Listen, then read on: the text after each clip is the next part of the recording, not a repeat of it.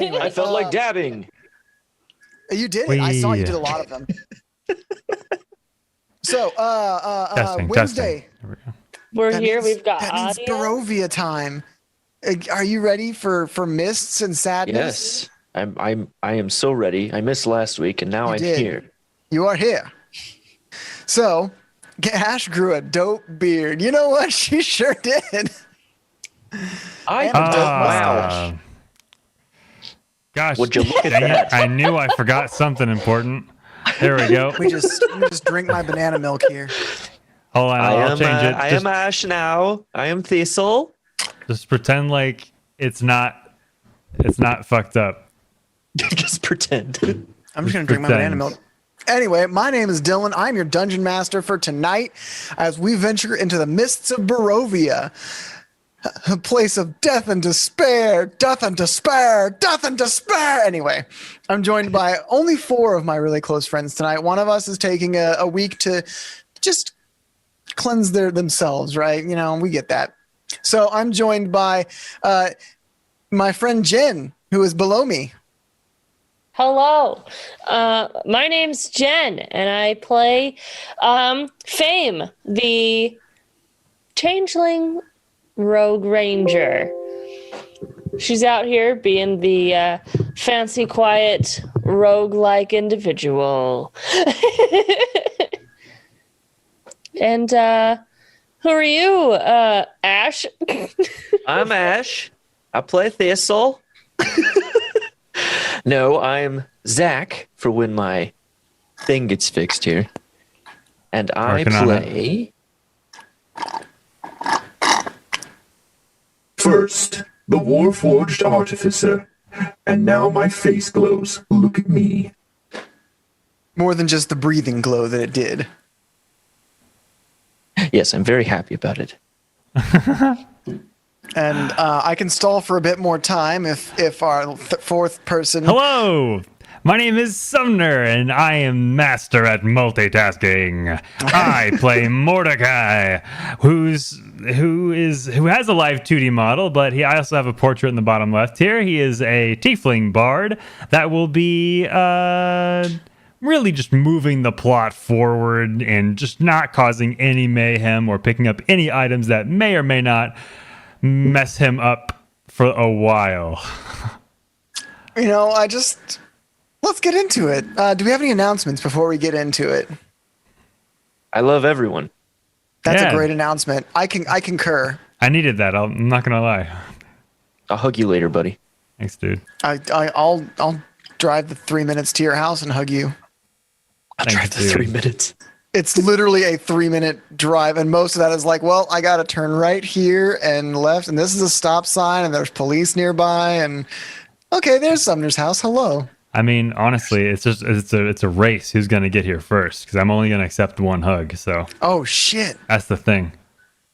Well, Yeah. I'm gonna call Heather and tell her to go do a very important chore so that she's not the one who gets the hug. Oh shit, that's totally gonna work too. So You know how much we love chores. oh yeah, tell her to weed the garden or something. So if we can get back to Dungeons and Dragons talk, if we have no announcements aside from the very important one that we love you, I guess let's do a roll off to see who tells what happens last time. Or you know what? I'll just do it because one person wasn't here and one person that was here is not here, which means it's just a 50-50 Me and between the Jen. two people. Yep. Yeah. So I'll just do the recap. It's fine. That works. Just flip a coin for it. So you guys sat down and had a wonderful meal with Dmitry Kreskov and his wife Anna and their 10-year-old son Ilya. They didn't have much to offer as Kresk was a poor town, a very surviving by the skin of their teeth town. But Dmitry did give you a map of Barovia and shared some of his finer things, like a bottle of purple grape mash from the Wizards of Winery. Being connoisseurs of wine yourself, owning a tavern, not the best quality wine, but he was very proud to be able to serve it to you. After that, you guys asked some questions about the devil of Barovia, who he named Strahd von Zarovich. But he said that many people believe that it's bad luck to say his name and that it brings his attention to you itself. So people just often refer to him as the devil. You guys went to bed that night and woke up very early the next morning to the sound of wood being cut as Dimitri was chopping wood outside of his own house. Thistle and Mordecai offered to assist in, some daily chores. Ilya, so Dimitri went off to go do some more burgomaster things around the village and left Ilya to assist you guys in the wood cutting. But Mordecai with his mage hand pulling the logs over and Thistle with her massive strength just cut through the wood like it was nothing. That chore was done so fast, and Ilya was impressed. He was wowed. The stories you guys told about your adventures in Waterdeep, the great strength and like magic that you've shown that you can use, he was impressed. You guys kind of told him to be an adventurer. Like, when you grow up, you can be anything, even strong and powerful like us.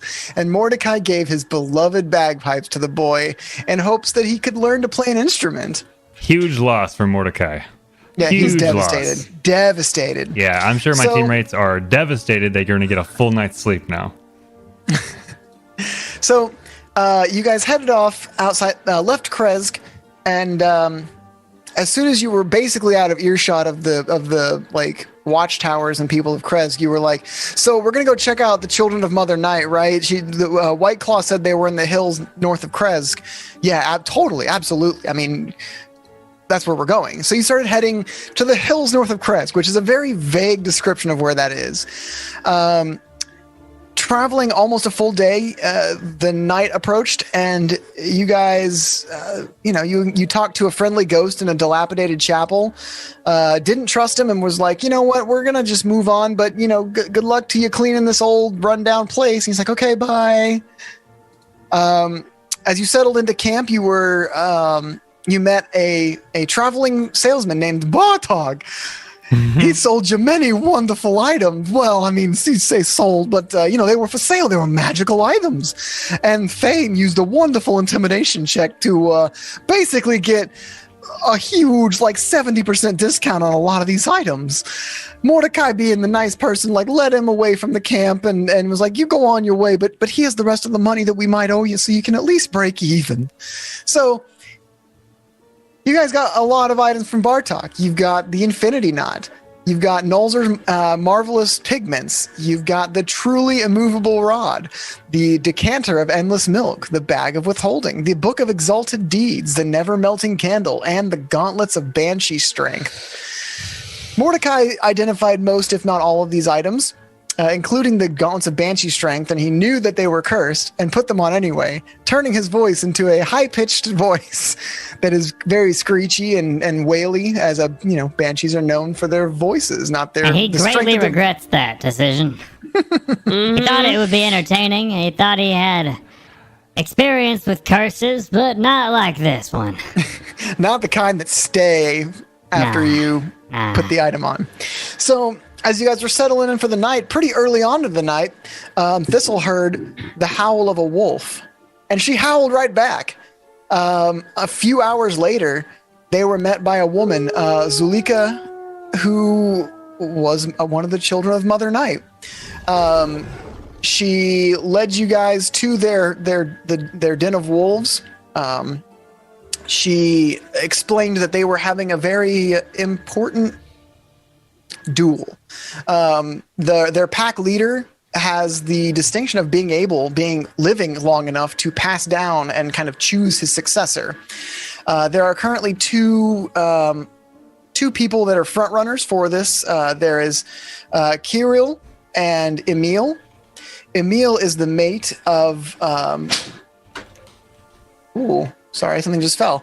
Kirill is the mate of Zulika, and I'm sorry, Emil is the mate of Zulika, and Kirill and Emil had a duel, commenced by a howl, and when it was responded by a howl in the distance, they put that on hold to be like, "What the fuck is that? Everyone should be here."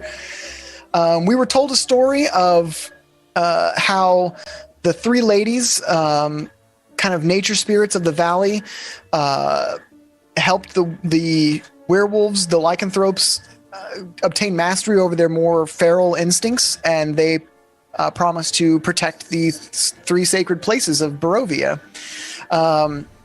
The helmets made of skulls of dragons being kind of the symbol of this pact. However, one was destroyed by Strahd when he first came to Barovia and claimed power over the land. Another was taken by one of the champion wolves to join the paladins at Argynvoss Holt to fight against Strahd, and it was never found again. The third was stolen by members of the Blackpaw clan who were never seen or heard from again. The duel commenced between Emil and Kirill, and Kirill was stronger physically, but Emil was more tactically savvy. He played the longer game and started to wear Kirill out physically. Before he could lose, though, Kirill's mate, unable to control her emotions and her shifting as she was turned instead of a naturally born werewolf, launched herself at Emil, and they had to call the duel off because it broke the sanctity of the duel. You guys concluded the night bonding with Old Skinnis, Emil, Kirill, and their spouses, Zulika, and huddled into a big pile with all these wolves and werewolves and dire wolves. And that is where we will begin today. So, you awaken again in this den of wolves, quite literally. But you are part of the dog pile, if you will. First, not being, one to actually sleep, is the first to kind of power online.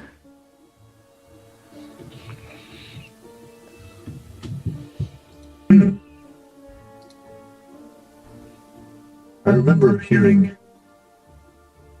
the phrase, "When one lies with dogs, they wake with fleas." As you say this, one of the humans in this dog pile scratches their head.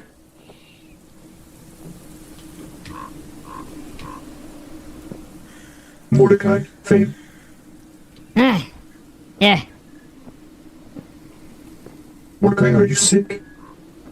Oh, sick of sounding like this, yes. Mordecai, why are you talking? Your voice is stupid right now. You don't need to be talking.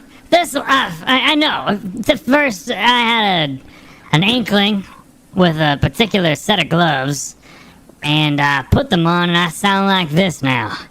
It's not ideal, and I hate it. It was funny for like 20 minutes, and then it just didn't stop, and now it's annoying. I get that a lot, but now I feel it. So as you guys are... Sorry, go ahead. I would agree that is not ideal. First, you've been powered off for a few days. Are you okay? I am fine. I needed to think on this new setting.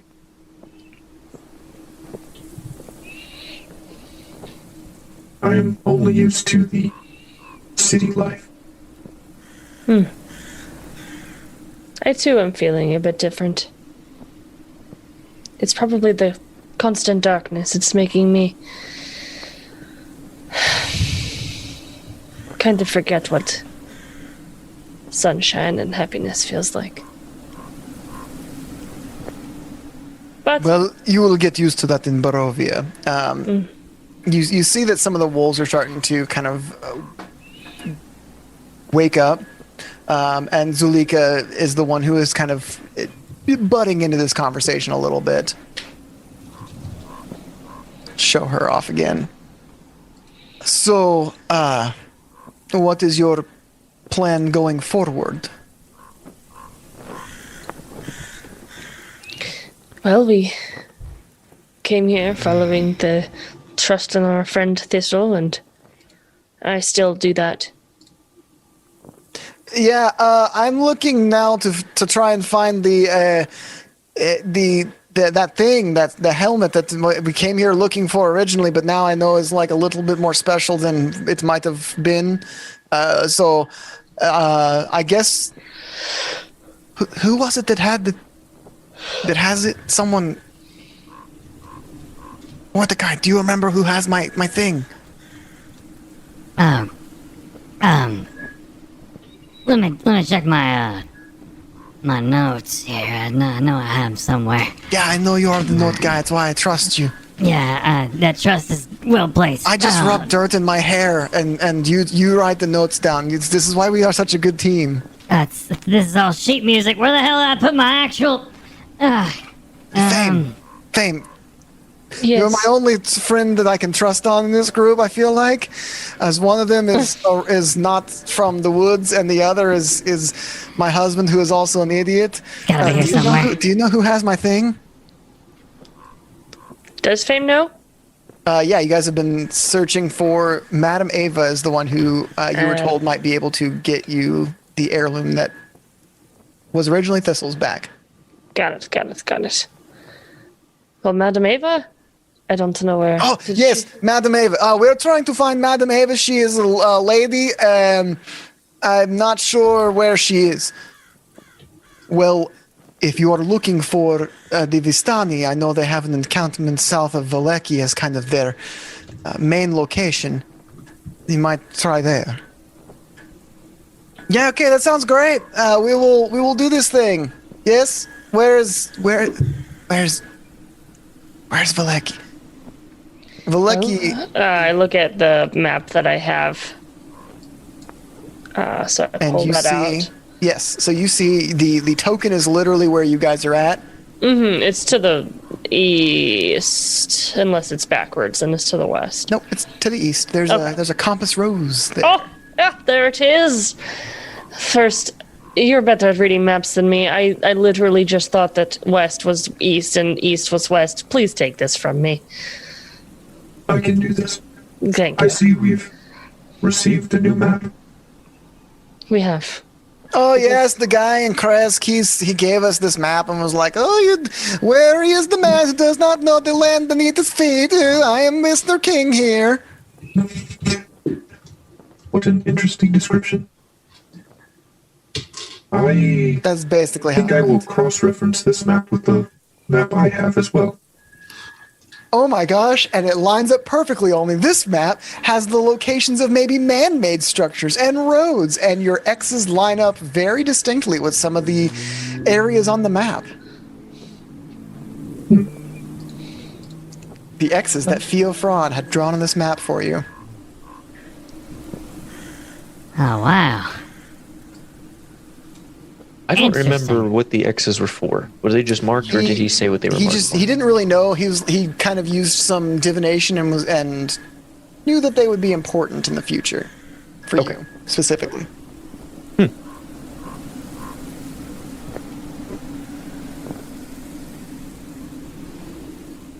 Well, are we prepared? Do we need anything on our way? Do we start going now?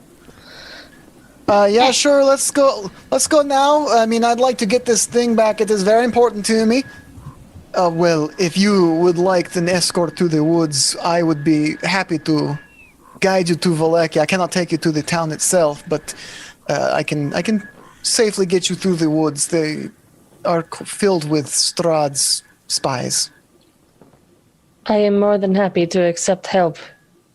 Yes, I think this would be most beneficial to our party. Thank you. Emil, I will be back. I will help them. Emil kind of rolls over and like opens his eyes. Where are you going, my love?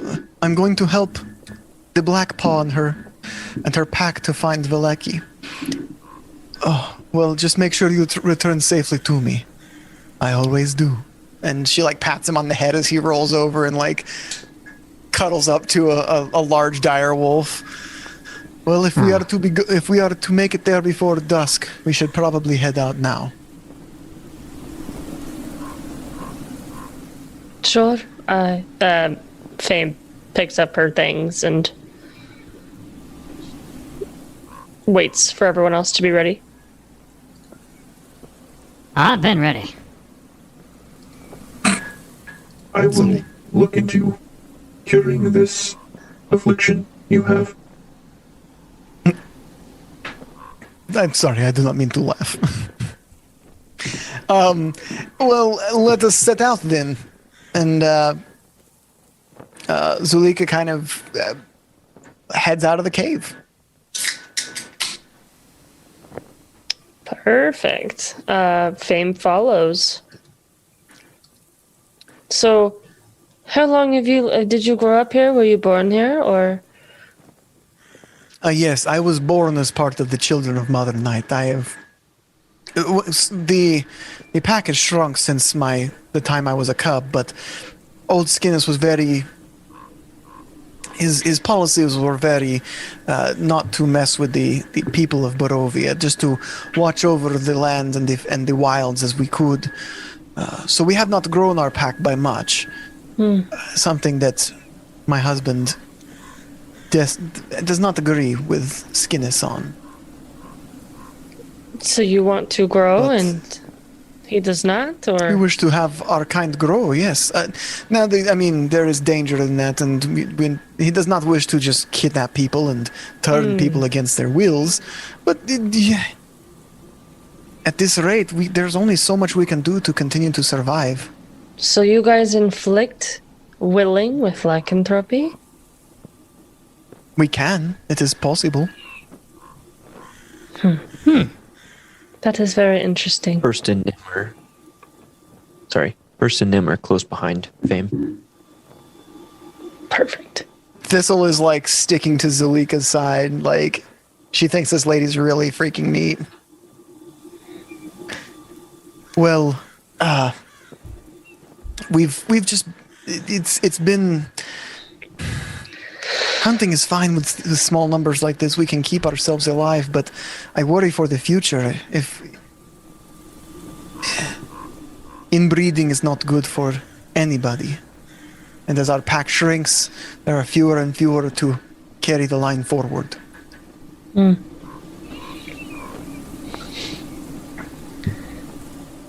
Mordecai, do you have But anything to those say? that are Or do you just not wish to speak because of nerves or your voice? Unfortunate as it may be.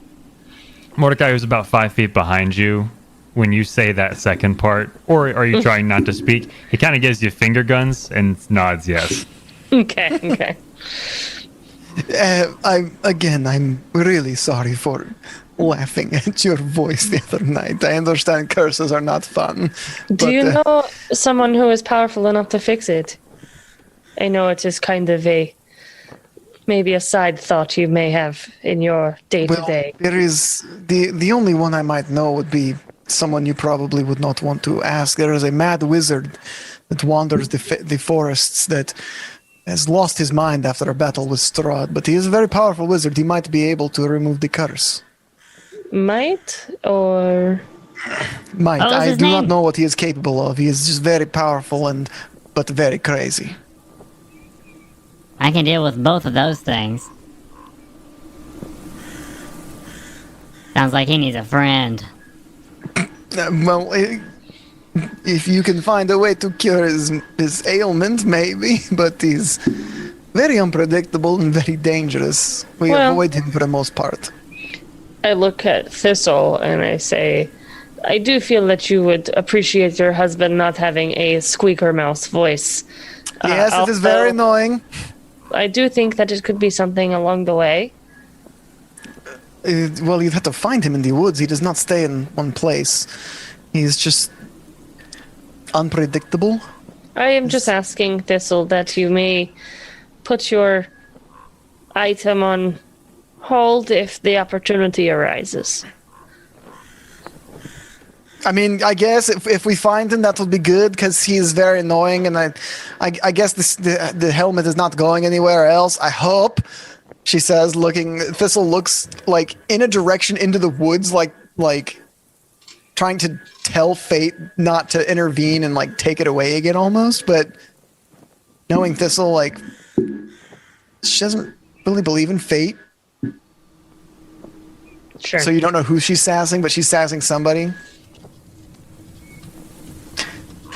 So you travel through the day, and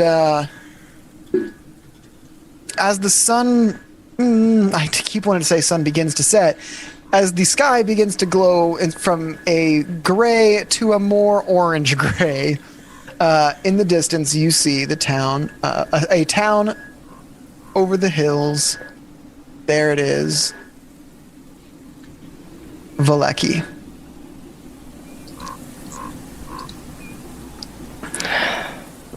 The fog is just so dampening in both the surrounding area and my soul.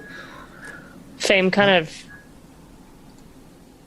says it seriously, even though that's kind of a sarcastic way to say that. The fog is all that we have ever known, really, so I cannot complain too much about it.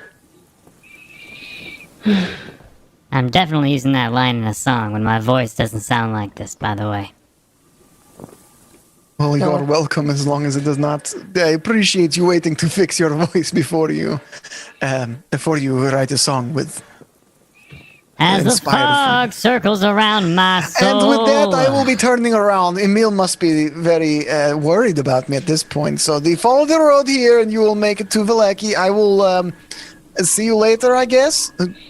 Yes, thank you. Do you need any sort of compensation, or? No, we help our own. The pack survives by assisting each other. She says, making direct eye contact with Thistle. Almost. Give me an insight check. Okay. The path ahead isn't so clear. 18. So the look she's giving Thistle, you can tell that there's like, it's somewhat a warning. You remember the stories that they told about the Black Paws stealing one of the most important artifacts? So she's kind of, that you talked about, she's kind of given a chance to redeem the Black Paws in a way, maybe see what their side of the story is, but she's being a little wary, like this is a test. Almost. Before she scampers into the wood. I couldn't think of a better word. She scampers into the woods and is quickly gone. Excuse me. Bless you. I completely missed. Our guide has left. I was studying the map and I probably should have asked this while she was still here. I'm noticing there is a town marked as Barovia, but I thought this whole land was called Barovia. Is where it started? Maybe it's the capital. Yeah. I mean, it's not as big of a drawing as the literal castle next to it, but looking at the map, pointing at the difference to the little houses on Barovia and then the castle Ravenloft, and I'm just like, well, there is obviously a difference. But perhaps it is like the beginning of nation. Perhaps. I'm sure we will find out more once we can talk more with some of the locals. Let Is us it on continue both to maps?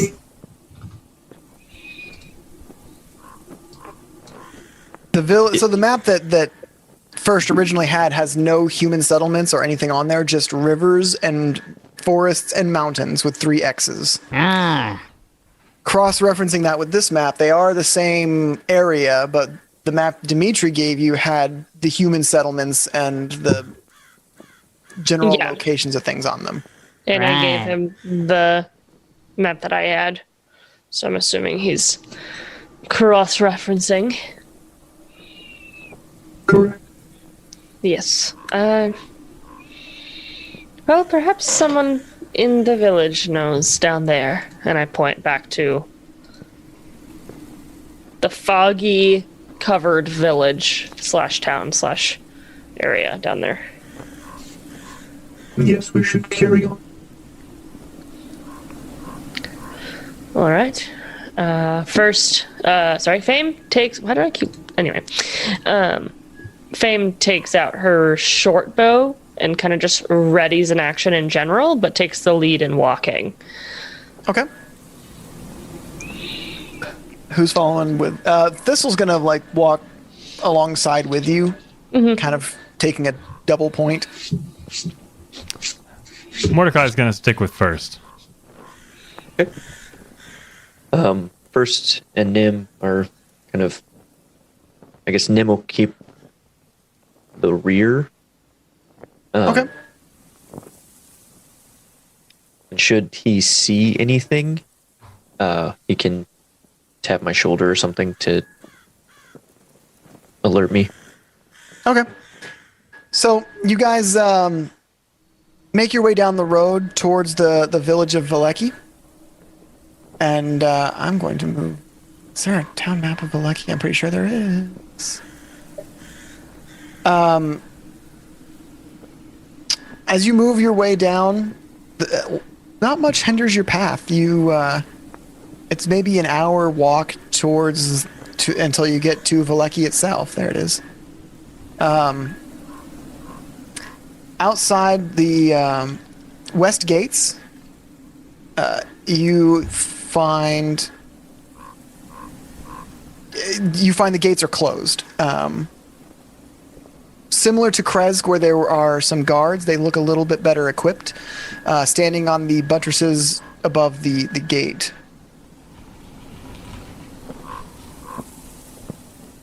Oh, here we go. I found it.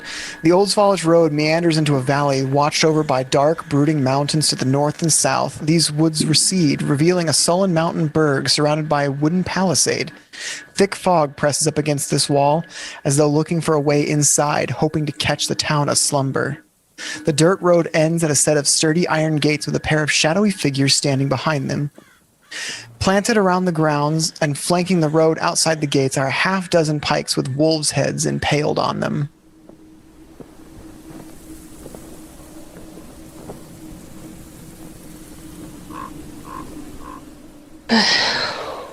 Seems safe.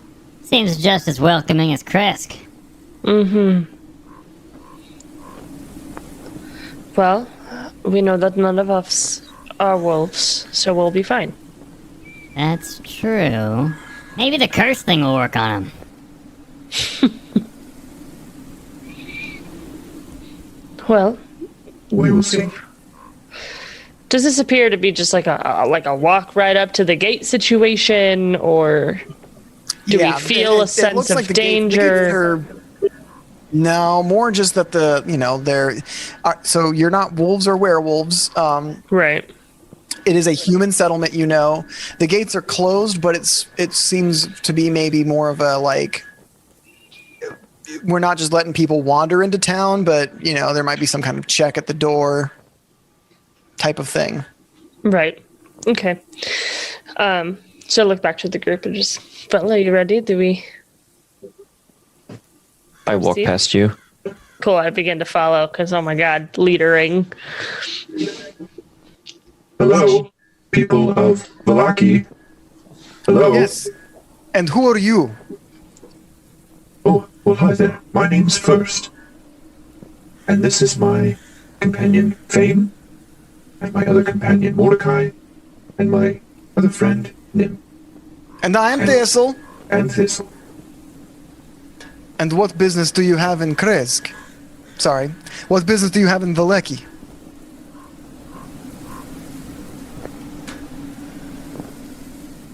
What business do we have in Valeki?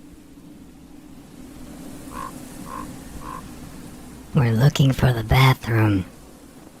No, we are not My looking friend needs for to the use the bathroom. Oh, God. So you're just travelers. What brings you from the Western Road?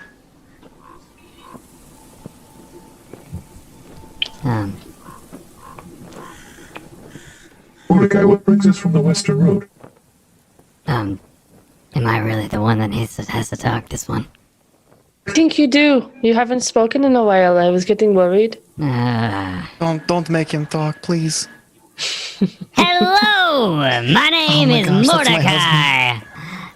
And cannot we believe are I married from that man. Waterdeep, gracing the presence of the land with us, the heroes of Waterdeep. Should you be so lucky to have someone like you someone like us in those walls. What is with your friend's voice? As this question even leaves the lips of one of the guards, a large, bald man. Actually, I got a picture for you. Boom. Comes up as almost a shadow behind him, and he says, "And who are you to deny entry to travelers during the festival of the good neighbor?" I'm sorry, he appeared behind us or No, appeared behind the guards. He's like, Oh, kind okay. of came up behind the people who were kind of grilling you. Got it. Isaac, we were just doing our jobs of making sure that the burgomaster has said that all will be well. You see, he kind of clutches his axe with his right hand, and as you get a better look at it, it's monstrous almost. You know, the festival of the compassionate neighbor is mandatory for all citizens of Valeki. Yes, but it is our duty to guard. Your duty to guard does not supersede any festivals. Yes, of course, Isaac. Welcome to Valeki, and the gates open for you. Wow. So you're telling me these guys not only party, I bet they have birthdays too. This place is already so much better than Kresk. Please, I'm so sorry. What is the specific celebrations today? Well, as newcomers to Valeki, we are celebrating the Festival of the Compassionate Neighbor. As part of the celebration, any travelers must make their way to the town square and introduce themselves to the village. Allow me to escort you. And he offers you his left hand to Fame. I Question. would like... Yes, first. Does this festival involve any form of sacrifice? No, this is the Festival of the Compassionate Neighbor. For 3 days and 3 nights, no one is allowed to lock their doors or refuse a guest. It is against the law during the festival. Interesting. It does He says sound... this looking at the guard who was kind of keeping the gate closed at you. Well, thank you for your hospitality. I must admit that is a rather peculiar practice, as it does not promote safety of individual. The festivals like this have kept Valeki safe from the devil Strahd for hundreds of years now. There is no need to lock doors when the town guard is so good at protecting the citizens, and the unholy creatures have not come here in such a long time. Fame would just kind of like to do just a general perceptive scan around to like look at people's faces, demeanors, body language, see if she believes it's either perception or insight or... Give me an insight check. This is a very, very large town, so there's plenty of people that you can see. It's a matter of more reading them than 27. So, you see people kind of going about their daily lives. They seem a little nervous, especially as they looked over in this direction. But nervous is probably about as negative of an emotion as you'll see. Okay. So I don't feel a sense of danger after like looking around. No. Okay. I take his hand and say, I must admit this is a very peculiar practice. Our burgomaster works very hard to make sure we are safe. My name is Isaac Strahd. And what is your position here, if you don't mind us asking? Well, I am... I take care of any business the burgomaster might need done. You might call me some kind of, perhaps, head of the town guard, but maybe less official. Okay. And are we going straight to the center, or are we getting Yes, in? you are required by law Oh, to introduce yourselves. It Yes, appears we yes. must introduce ourselves. It is the law. Thank you first. She giggles. His face does not crack a smile. It is as unmoving as stone, it seems. As he guides you to the center of town, there is a large, not scaffolding, stage kind of made up in the center of town. It is currently unoccupied, but he leads you up onto the stage and kind of bows and gestures again with his left hand towards the front and says, "Please introduce yourselves to the town." Oh, First, would you like to? I must also say, introductions involve also perhaps a fun fact or a talent of yourself. a fun fact. I remember I had to share one of those at a first job. Or a talent. Or a talent. I can roll my tongue. Oh, I play the violin, that's right. One of those is definitely more important than the other, Mordecai. You're probably right. Maybe a little right, at least. You got one hell of a talent yourself, little lady. I am quite insightful. Perhaps you two should introduce yourselves and talk about your talents, since you're already doing it. As you guys are standing up there, people have begun to kind of stop and like watch and wait. Fame nervously, visibly gets a very nervous face, and it kind of freezes when first is like, "Well, why don't you go then?" I'm like, It's okay, fam. I got this one. And first, I still owe you a hype. Let's do this. Mordecai takes his violin out of his leather holster and flicks his bow out and just jams down on the strings as he begins to softly play, not so loud as to not like to overpower his own words. My name is Mordecai from Waterdeep. Prepare yourself as I play the fiddle for you like you've never heard before. This is my talent, my saving grace. And this brings us to the Warforged first! Yes, it is as he says. I am the Warforged first. Woo! And, one could say my talents are transformation, if you will. He looks at his hands as he says, like, transformation, and basically he transforms his arm, and the gun comes out. He transforms, he flips the axe out of his arm, and his legs split apart to look like the spider. Fire the gun! Mordecai, that is not safe. Someone could get hit. And he is good with safety. Isn't he amazing? yes. Thistle, you should go first. Oh, hi, I am Thistle. As far as talent goes, I'm very good at killing things that hurt my friends. I can also play the flute, and she pulls out a flute and actually starts playing a flute pretty well. Fame, do you need help? Perhaps. Mordecai is going to play a change tune ever so slightly to grant bardic inspiration for Fame Okay. for any check she may have to make.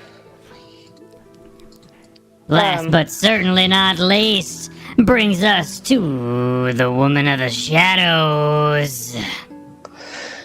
She just like walks up very shakily and just looks at Mordecai and then turns into him and then kind of quickly turns back in case someone were to react in a way that is fearful. So she's going to read the room before changing into somebody in the crowd. Give me an investigation check. Sweet. Or sorry, insight. Yes. 28 max. At 20. A lot of people in the crowd are visibly shocked and concerned. Okay, so she just stands there and then takes her butt cape and kind of curtsies, and then stands there, her little butt cape, and she like curtsies politely, and then just kind of puts her hands in front of her body. She's like, I don't know what to do with my hands right now. From behind you, you hear large hands just. Very good. Welcome to Valeki. And with that, Isaac just leaves the stage. Thank you, Isaac. What a hype man. Perhaps I should give him some lessons.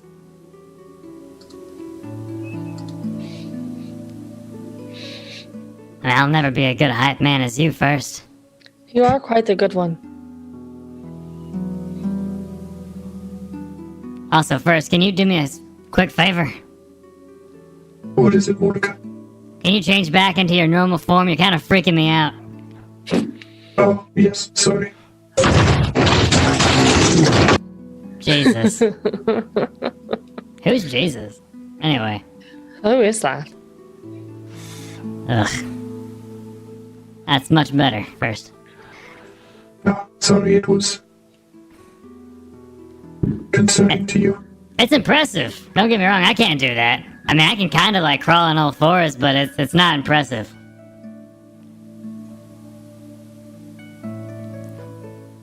That's true, I merely changed walking on 2 to walking on 6. Can you play an instrument first? Can I play an instrument? Well, Never occurred to me. But I always wondered if my competition was right under my nose. As Thistle have starts you- to play the jazz flute. You keep going, Thistle. You sound amazing. Spit it Thank out you. first. I'll have you know that I can not play an instrument, but I'm Hell sure yeah. if someone gave me some spoons, I could probably play those. First plays the spoons, everyone. I like pull out a paintbrush. Like, First, you do not play spoons, you eat with them. Even I know that you eat with spoons, right? Those are the things that you use to like scoop up. yes, Thistle. Yeah, you eat with those first. You stupid robot, don't you know? I knew that. I'm smart. I know things. She's so smart, everyone. Can It is apparent she has not heard the bardic tale of the Spoon Man. That sounds like a stupid story. It's not from the forest. Mordecai's gonna try and look for someone who may or may not be magical. I know that's a ridiculous request. Otherwise, if no one isn't visibly magical, just pull someone from the side. Give me a investigation check. 16. Do you see no one who looks like they're magic? Hey, pull someone aside. It could be anyone of any age. Yes. Hey, You pull a man aside. He's got like a big fishing rod on his back. Hey, name's Mordecai, hero of Waterdeep. You've heard of me. Have you ever seen, or do you magic people? Do you know anyone who's magical? I'm not supposed to sound like this, believe it or not.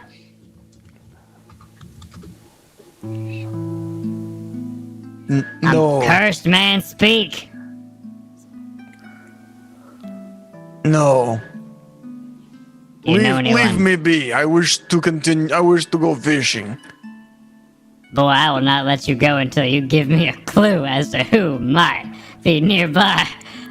It's about to get violent. Mordecai, don't accost the people of the village. They've I'm just joking. I'm almost just dead. joking. Mordecai winks.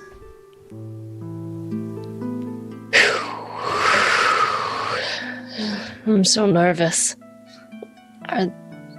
Why aren't they, like, dispersing? They are. They have. The town has gone about their business. Oh, okay. Perhaps we could find an inn. I don't know. What time of day? Well, I don't really know. It's getting towards evening. It's dark all the day anyway. Am I tired? Are you tired, Mordecai? Honestly, no. Okay. But I'm also not a huge fan of talking to strangers, so I don't know much more I could do. You guys have been traveling all through the day. I could use a drink. Excuse me, sir. Yes. Same man. Same guy. Last question. First question, you failed. Second question. Where can we get a drink? He points kind of northward from the town square and says, "Try the Blue Water Inn." Blue Water Inn. You have passed with flying colors, sir. May I go now? Yeah. Yeah, you can go. See you later. Thank you. And he just kind of walks away. Huh. God, chatterbox, you know? Alright, let's go. Where are we going, Mordecai? The Blue Water Inn. Ah, You need Let's some of go that then. mead. Yeah, I'll follow behind if they are walking. All right, so you guys head to the Blue Water Inn. Oh, did I put your tokens in this map yet? Don't think I did. Dang it. Oh, I knew I forgot Oh, something. it's so dark Well- in here. Do we perhaps take our first break then? Yeah, that sounds like a wonderful idea. Sounds like an awesome plan. correct. Well, we Thank will you. be right back. And while we do, I'm not sure if you're still in chat because I know you said you were going to lurk, but 0077, thank you so much for the bits. She granted haste on Zach when he DMs the Monday game, which will be back next week. So Yes. just as an FYI, thank you. I've been dying to say thank you. So thank you. Thank you Yes, thank so much. Yeah. So now, sweet. 2-hour break. We'll be right back, everyone. But We can fashion him into Take Sabine to Rav's mom's house. Because Yeah. otherwise you're going to have to find Rav as well. that's true. And Rav's It's not line, hard. I suppose you just I follow would the imagine screens. at this point she's making her way downtown, probably walking pretty fast, and Yeah, not her noticing face the faces that are passing, and she's on her way home. She is quite literally homebound. So she is. Wow, that works. That works. I normally would shit on Dylan for this, but that was really good. So Hear me right? And we're And Galvin's live. our mom. Wow, Galvin's our mom. Oh no. and we're live. Yay! Bit No late one to can the do draw it there, like Sumner. Sumner. Yeah. That's what we learned just now. Yeah. Yeah, we're a mess. If it wasn't for Sumner, we wouldn't be able to put on pants in the morning. I would You can't expect. do something right. Mordecai puts pants on, but we're not playing that. So He looks down to you. He says, "For your friend's sake, I think you should all come with us. Who are you? Am I being detained? You are." Oh. Did not read me right. Slept against my other friend. You've been speaking of me. And she looks up at Galvin, and you see like the purple has faded to like a pink. Like I just- also look to Galvin as she does, just like a. you know what a bird looks like when they shake their feathers and then like they're like all separated. You look at Galvin and it's like like Ruffled feathers. ruffled feathers, and then they immediately. Yes, Ricky. Could I? Eyes wide. Could Talk you? to you in private. Hold hands. Well, the only private place we have right now is outside in the back. You know, Okay. of the building. Yep. She says That's Kind of fine. push him that way a little. Go, go, Galvin. Galvin, do you need a spotter? Spotter. Oh my gosh. So she leads you back behind the bar. You pass through the kitchen. So afraid. Look, if you just turn around and you can see the town. You can use chrysanthemum. Yeah, it's a to beautiful make, view. Paint. I wouldn't go in there. What did I just say? Not trust her. I wouldn't go in there. What are we gonna do? And you make it back to the Bottomless Whale. and- Back at the tavern, I want to interject for a second. okay, yeah, absolutely. Mordecai, are you still playing music? When you ask me that, I stop. Mordecai, can you play this old Bardic folktale called Freebird, please? I think I've heard of it. Give me a sec. Hold on. Here we Okay, these wings, they will not, you know how it goes. Thank You you. just hear from the kitchen, "Free bird." Is this going to sing? Like, is Mordecai playing it, but this will Yeah. sing? She's gonna sing real bad, though. Excellent, excellent. First assumes the role of percussion. Excellent, excellent. Also, you haven't been especially forthcoming with us, so it's very unfair to expect us to be especially forthcoming with what information we do have. Give me a persuasion check. Fuck! I'm sorry. So we'll say you're slicing at one of the ones that was running towards the back. I mean, it's piercing damage, but yeah. Yes. Give it a stab. Stabbing at them. Well I done. start barking. When you do that, Picasso goes like that, and I really start hope barking Picasso too. joins in. So I want to start barking if y'all are going to start barking because I can't just have dogs around me not barking. Eventually, I lose the impulse to not bark, and I just like every once in a while let out like a very dainty woof, woof. A boof. A boof. I imagine the whole Pugmire just uprose. Just... Sorry. All right. That Not like crowds. And I begin to remember the time that me and my brother escaped from the circus, our first heist in a way. And he died on the way out. He was shot by the ringleader named Becky. Becky. a 2. All right, what do you want to do? Bless you. You Okay. succeed. I'm coming up. Like I imagine like this is how I approach this bear. Like I come up behind and then I do it. And I just smother the hell out of him. Give him a bear hug. So in the distance, you do hear a little bit, and then Cultist number 6 becomes encased in this black smoke.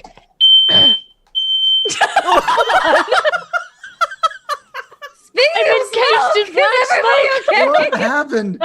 Jen, are you God for real? No, the oven is. Hold on. Did you plan that? Were you like, all right, I'm gonna turn the oven on, and then fire hat? Like you keep throwing fire out, waiting for the smoke alarm, and then you're like, fire.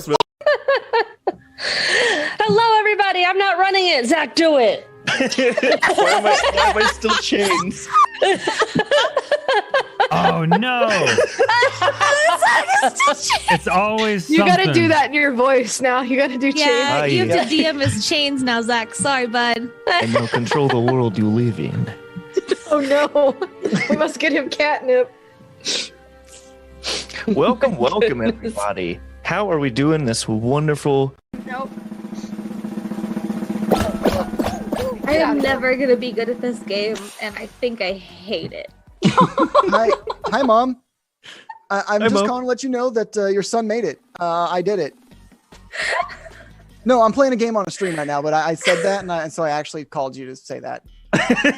Okay, next round starting. I love you, Mom. I did it. I called my mom to tell her son made it. Yes. I said, Abel, what do you know about goblins? So yes. Okay. I know their basic anatomy, their diet, which consists of essentially garbage and greasy and fatty meats.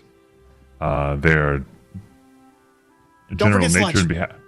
Well, that's not the medical term for it, but yes. Why?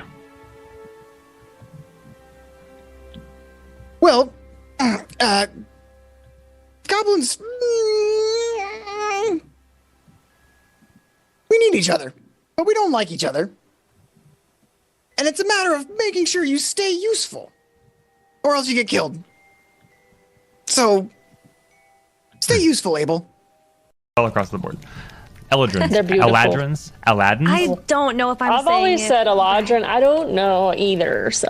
I've never played an Aladdin. You know what? It's a fantasy Aladdin. race. It's whatever you want. Yeah. It's an Aladdin if you want to be. Maybe I do want an Aladdin. Well, you know what? You've never had a friend like Miz, because Oh my gosh. might not be your friend. Simp Killer 69, y'all. Simp killer? Oh, we gotta keep him alive. Vote That's him nice. off. Take back everything I said. We can be bullies now. We can be Hey, bullies now. And who's that? Oh, it's Mr. MVP! Simp! hey, Simp Killer, don't kill me. I promise. I'm not a simp. I might look like one, though. What is this creepy zombie doing? I am a simp and will not deny it. I just wanna break I the simp rules. after I'm a Ash from simp. Fateful Encounters. I'm a simp for Sumner from Fateful Encounters. Oh my god. I also Who are simp you about guys Sumner from simps Fateful for? Encounters. Shut up, Sumner from Fateful Encounters. Holy Sumner from shit, Fateful Den from Encounters? Fateful I hate that Encounters. guy. You're insane. You guys are the worst. Hey, someone come in here and help me. hate us. I need some help. Where I need some is help. Come here here? and help Where me get is this. here? Mordecai, speak to them. I don't wanna. Mordecai, tell them your name. I don't wanna say anything. He's cursed. Is that his voice? He put on gloves and now he is cursed. I'm embarrassed. Your voice sounds like small, weak child. Like the kind that wander into the forest and get killed Yeah, I know. Hey, by falling branches or something. okay, that's enough. I will rain hellfire upon your den. You will rain hellfire. What, are you going to, shake a stick at me and it's like sparks fly off or something? I am the most powerful tiefling you have ever come across. Well, you're the only tiefling I've come across. Zulika, please. They are our guests, and... God damn. Sumner. Lights are flickering. Oh, I might just leave. You guys are still Okay, at a no, zero I for think I'm- activity. Sorry. I couldn't resist. I hate you so much. I'm scared. Ah! Again, right after the other. Mika's like, he wouldn't do it immediately again afterwards, would he? I'm watching you. Thomas, please take Sumner. Take him. Sumner! No! It's still at a zero. I know. I don't know how to piss this thing off. I thought these things were supposed to be aggressive. I did smudge the hell out of the place. Thomas! Hello? Thomas, can you hear me? No Eulatorf and how its roads connect. Roll for history. God damn it. At the roll or Jen's mustache? Everyone's now, apparently. But no, I rolled a Zach, 6. we're all your siblings. James, Yes, I see you with your little baby Alcohol mustaches. stash. We're all Zach now. Yeah. And we're back. What up, everybody? Hi, diddly ho, neighbor. I was Dylan. I still can't see. Stupid sexy first. Yeah, we got the cool So- Rogue Ranger, we got the Human Toaster, and we got Mickey Mouse over here. Human toaster. Yes, we do. And we also got Flaming Firehawk subscribing at tier 1. Hey! Baby! That's it. So, you guys should be able to see the map down if you scroll down. Oh, scroll I down. do see it. Yes. Oh, my apologies. Thank you. You are at the Blue Water Inn. Does someone want to give us a quick recap of what's happened so far? Recently on Fateful Encounters. Well, we started out in a wolf hollow. Thank you, Friendship Magic Games. You're the best. Thank you for the subscription. Aw. Ah. And from there, what was the guide's name? Her name was Zelinka, I believe. Zelinka. I'll Zelinka check my notes. led us to. Oh my gosh, I can't remember any of these names. What's this town name? They all sound the same. Valeki. Valeki, yes. Valinka and Valeki. Wow. Zulinka. Oh, Zulinka. Okay. Z. And you should have in Roll20 notes of NPCs and stuff that I've given to you. You sure do. I can't see. I can see what I've handed out. It's marked with a Yeah, dot. but I can't, see them quick scroll now. Through, yeah. I love when the DM takes notes for you. That's luxury. So yes. Lika led us to Valeki. Where is it? Valeki. There we go.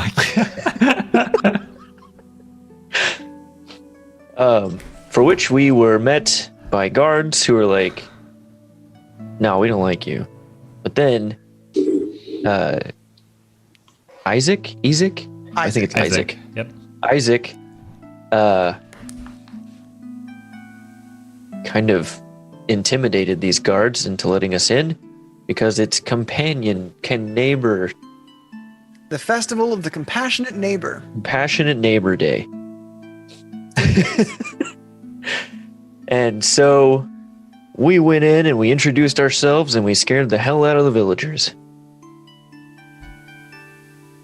Yes, you introduced yourself because it's part of being a compassionate neighbor is introducing yourself.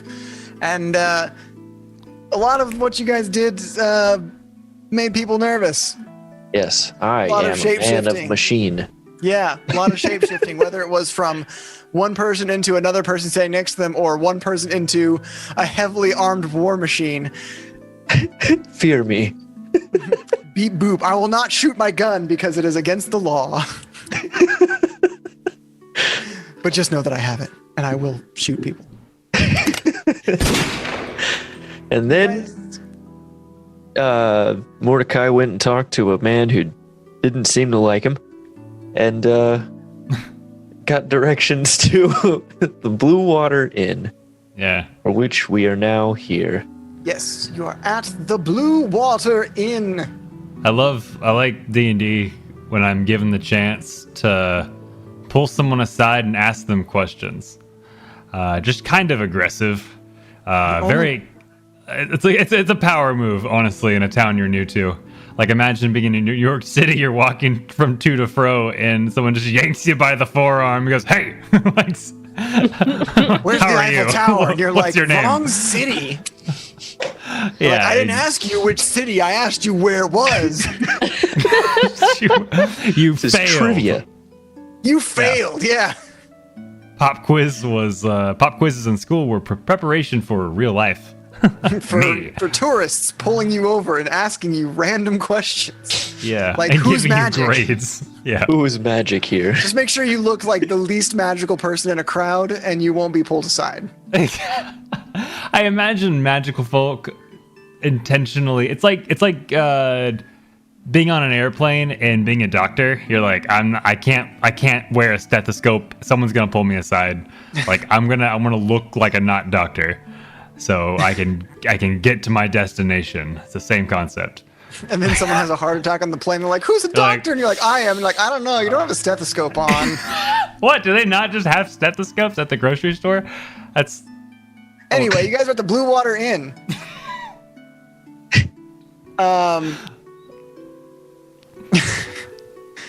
Okay, so we enter, right?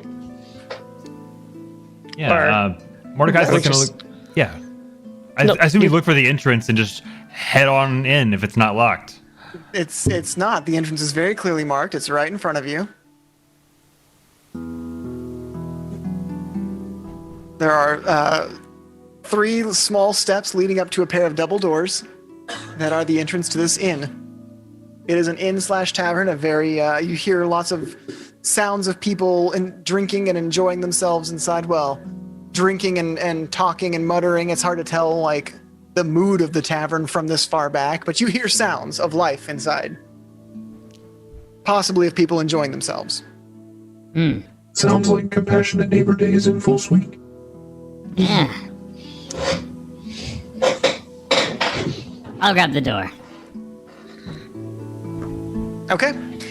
You enter into the tavern, and I'm just gonna move you guys in there because that's what we're doing, I guess. Whew. Okay. What the hell? What's going on?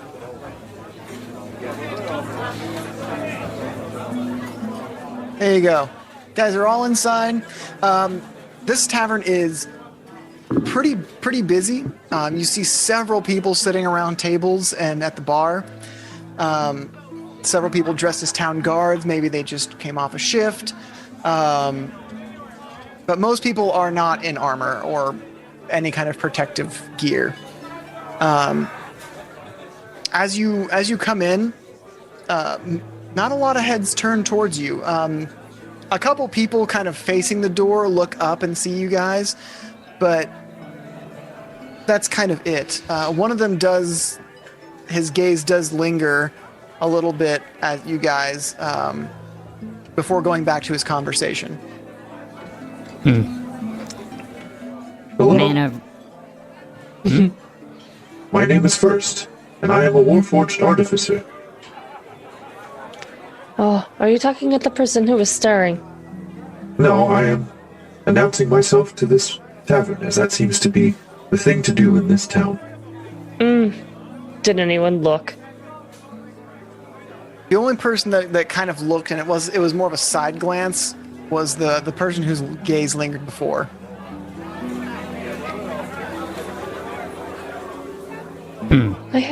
Perhaps they will all look if we all introduce ourselves. I feel as though that is not the answer here. Perhaps we should just get food in the room and I guess take part in the friendly neighbor experience. I see.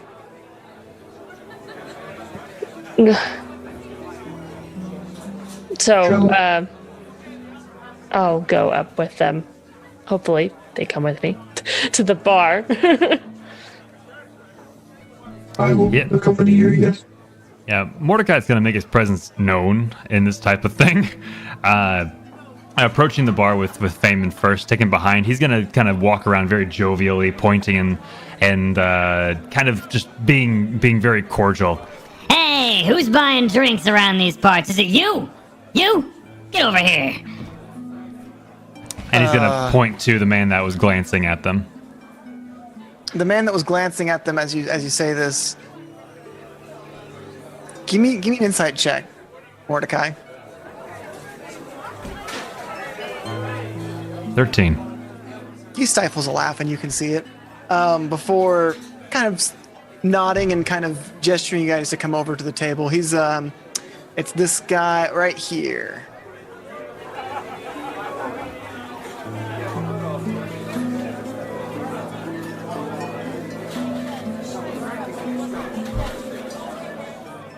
Is this where the party's at? Yes. My name is Vasily von Holtz, and you are very interesting people. So we've been told. What makes this interesting to you, though? Well, not many people come into a tavern just announcing who they are, and furthermore, not many people have a voice such as yours. Yeah, I got a voice that makes angels sing. Looking to fix it, though. Forgive me. My companion here is Lady Fiona Wachter.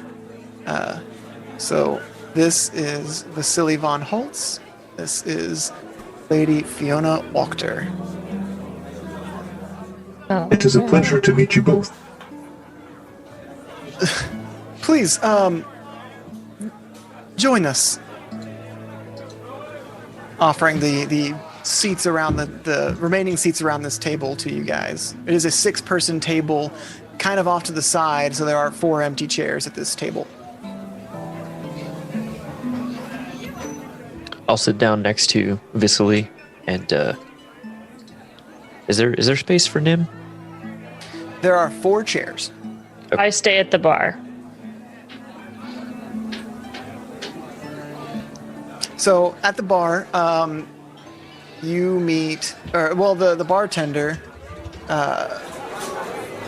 If I can find their image. Come on. Do they not have a picture? Did I not get a picture for this NPC? Am I a dingus? No, that couldn't be. Then who? Wow, alright. Did I spell it? Doesn't matter. This is the lady behind the bar introduces herself as I am Danica Marketov, and what can I get for you this evening? The darkest. Sorry, I'm struggling with conversation these days. It is just so gloomy. I'll have the darkest thing you have. Well, let's see. The darkest thing we have would be. Shit, what is the drinks they have? I had a list and it's now gone because I was looking for the image of this person that I thought I had ready and did not. Well, the darkest thing we have would be one of our wines from the Wizard of Wineries. Perhaps I might be able to interest you in a bottle of Red Dragon Crush. I will take whatever you recommend. I trust your taste more than mine. My friend over there eats dirt, so. Hi, Aunt Thistle.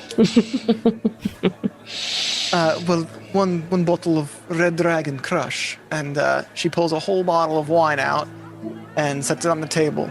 That will be 1 silver piece. Oh, that is surprisingly cheap. I hand her the silver piece. If you need anything else, let me know. I am here to help. Thank you. Thank you. I place an additional gold on the table, and I pick up the bottle and take it to the table that I see my companions at. Okay. But then I awkwardly double back and ask for cups. As you double back, there are already 5. Perfect. I just scoop them up without even saying anything. She gives you a look like, I got you. Don't you worry about it. Cool. And then I come, bring the glasses, and wait my friends before I sit down. So, Vasily speaks up. So, tell me, you are clearly not from Valeki. Tell me about yourselves and your friend with the interesting voice that can make angels sing. Well, we have traveled here from Waterdeep. Are you familiar with Waterdeep? Most people around here are not. I'm afraid I do not know the city of Waterdeep. That is not unexpected. Nonetheless, I was made to be a guardsman there, but I have made friends with my companions here, and I have decided to join them in a search for a family heirloom for my friend Thistle here. So you have come from far away to find something that has made its way into Barovia. Well, my friends, I am very sorry for your fate to have come to this land. No one is allowed to leave Barovia except for the Istani, but they are a mystery to many of us. As the sun goes down, and it becomes nighttime, the bar does fill up with more people, and it gets more and more kind of boisterous. So, tell me about your friend's voice. I've never heard something quite like this before. You say it can make angels sing. Yeah, I can make angels sing. One time I sung a song so beautiful. The angel came down from the heavens and said, Mordecai, the hero of Waterdeep, have these gloves.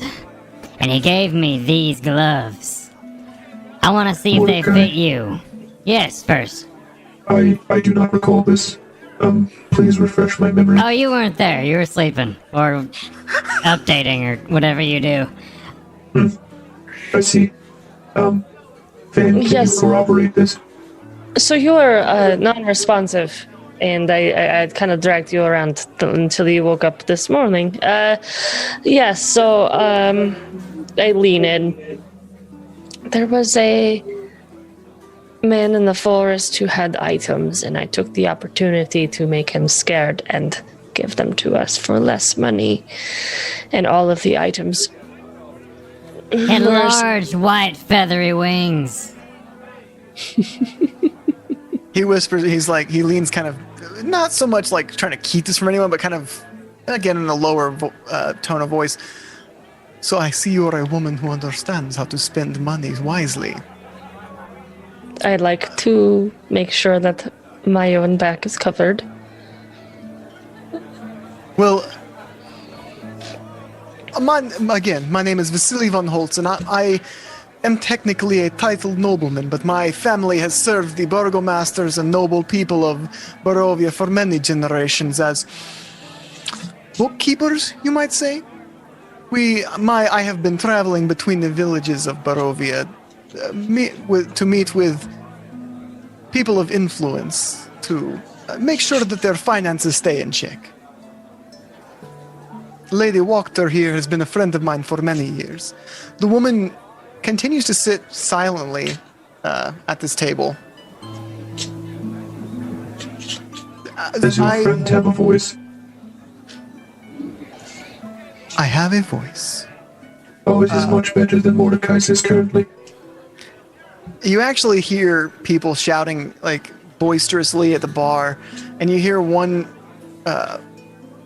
voice kind of coming up above the rest. It's like, Lady Wachter could never be burgomaster. It's a man's job. It takes a strong arm to keep the peace.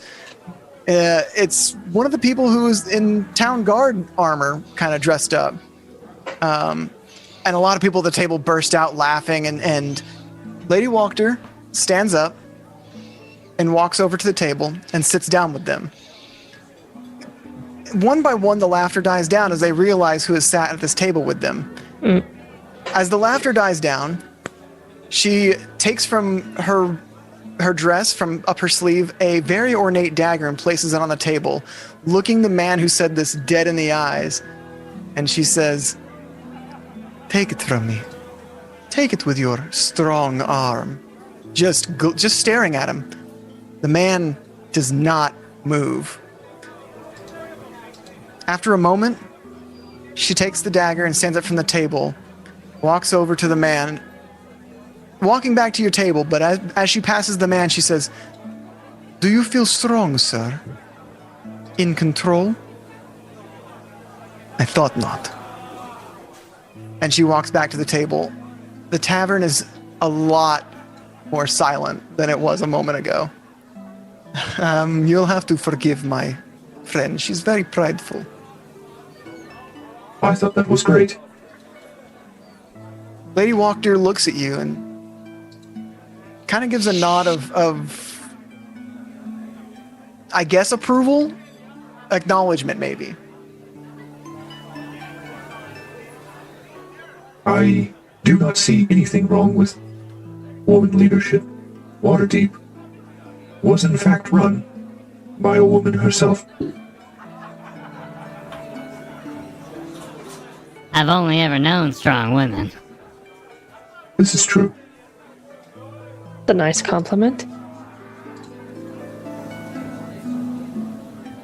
Yeah, we're here just to cause chaos. Mordecai, Let me keep it all as in mind. Thistle, like, behind you, kind of, like, grabs your hand and, like, squeezes it. Like she's holding your hand, but she's also hurting your hand. Thistle, you're doing that thing again where you're destroying my hand. Oh, sorry, I thought you said you like strong women. I do, but I also like my hands intact. Love you, hon. Fine, it's your loss. So, Vasily. Yes. You are interested in Mordecai's voice. Well, call it a more idle conversation. I had a reason for beckoning you over to our table. And what might that be? Well, one of my friends, people that I used to do business with, has passed away recently in the village of Barovia. I wish to pay my respects at his funeral, but the roads are very dangerous, especially crossing between here and Barovia. The Castle Ravenloft intersects pretty close to the road. Not the safest way to travel, and I was hoping that I might be able to hire you to protect me along the roads.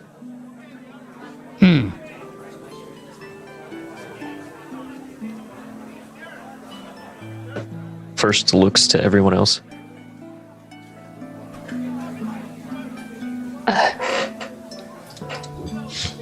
Damn, this wine is good. Thank you, Fame. Yes. Is this, you said is an escort gig? Yes, I wish to pay my last respects to a friend who has passed away. I once knew someone alive. Oh, I have one condition. If you somehow sorry to even ask this. I know my voices make angels sing and you like it a whole lot, I know, but I'm actually quite cursed, if I'm being honest with you, and I need some help removing it. Know what I mean? Hard to believe, I know. I know, thank you first. I'm as surprised as you. So what do you say?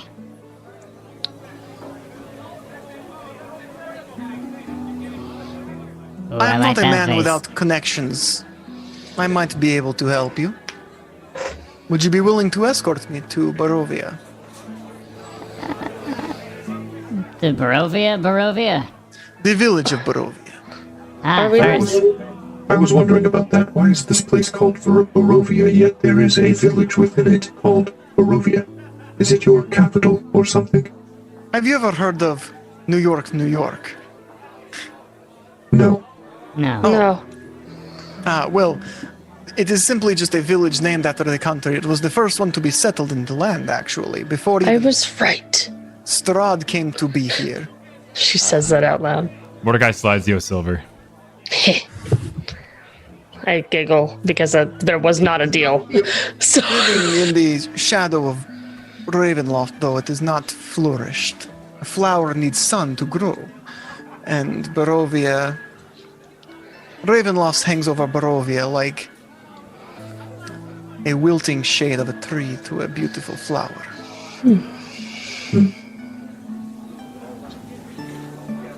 Well, but nevertheless, tenaciously, the city has a village has persevered through the generations.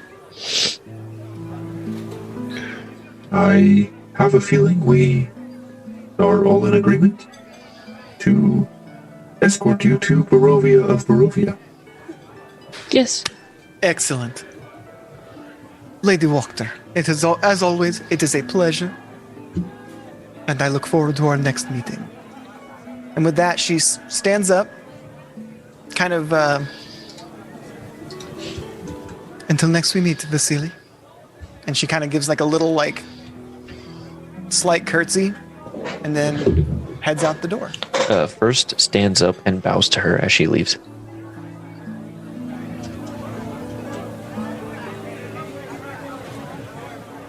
Now, I will arrange for a means to help out transportation, potentially. And I will see what I can do about lifting a curse for you, calling in some favors, perhaps. What say we meet by the eastern gate at dawn? Eastern Gate at dawn. About a minute after. I will see you there. And with that, Vasily does head up the stairs to a higher level of the inn. All right.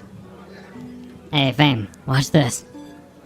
Fame is he's gonna look to the right at the man that said it takes a strong man's arm to rule Valecki. And he's gonna use Mage Hand to knock over his drink onto his lap.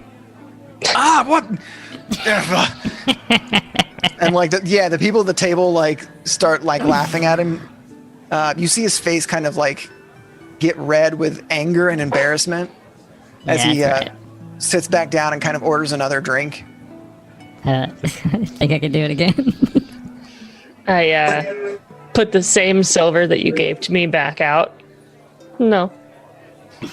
All right. He's looking out now. You'd have to try harder.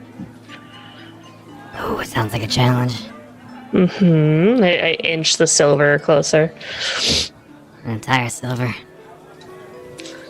Give it a sec.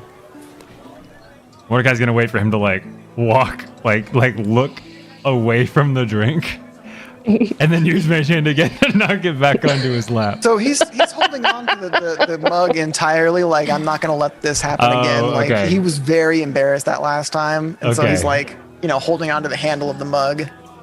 You have to try harder, Mordecai. His big, strong man arm is holding onto his damn drink. I'm not sure if I can do it. I put a gold down. If only he had weak lady. I suppose I could witch bolt him, but that'd be kind of lovely. He'd probably spill his drink.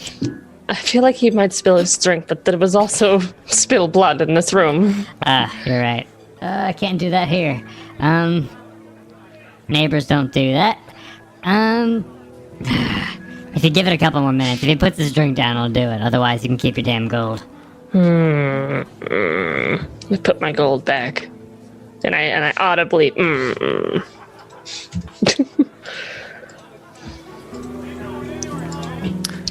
So the evening passes. The man doesn't really ever let his guard down, really. The only time he ever does is when his drink is empty. Wait.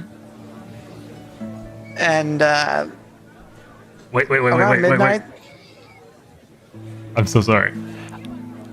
The very last second, right when Mordecai's about to give up, he Mage Hands the bottom of the mug as if it gets pushed up towards him. It does a flip and lands on its bottom, and like the guy looks really stunned, and all the people at the table are like, "Oh!" And then he's just, damn, I made him cool again. Like confusedly dabs. I slide the gold to Mordecai, and I'm laughing. Yeah. Around midnight, the tavern empties pretty quickly. It was many people in there, and like the next thing you know, it's midnight, and like the place is almost a ghost town.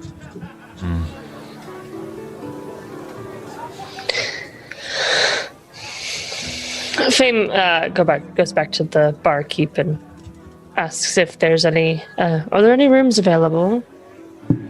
Yes, we have some rooms available if you would like one. Yes, it just seemed rather full, so I thought I'd ask. Oh, yes. Most of these people are patrons from town. Our rooms mostly remain empty. Oh. How many rooms would you be liking to have?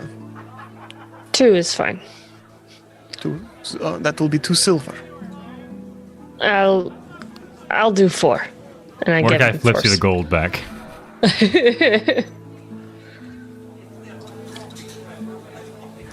I appreciate your patronage. Yes. She gets up and goes to the front door as you guys are the last ones in there, and she closes it and locks it, and then remembers and unlocks it. Right.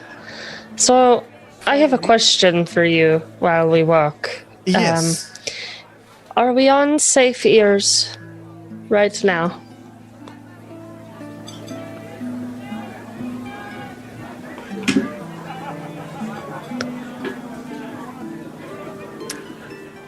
Safe enough. I am wondering if this friendly patronage is a sort of power struggle from the town over. Perhaps the patronage is forced. The burgomaster has,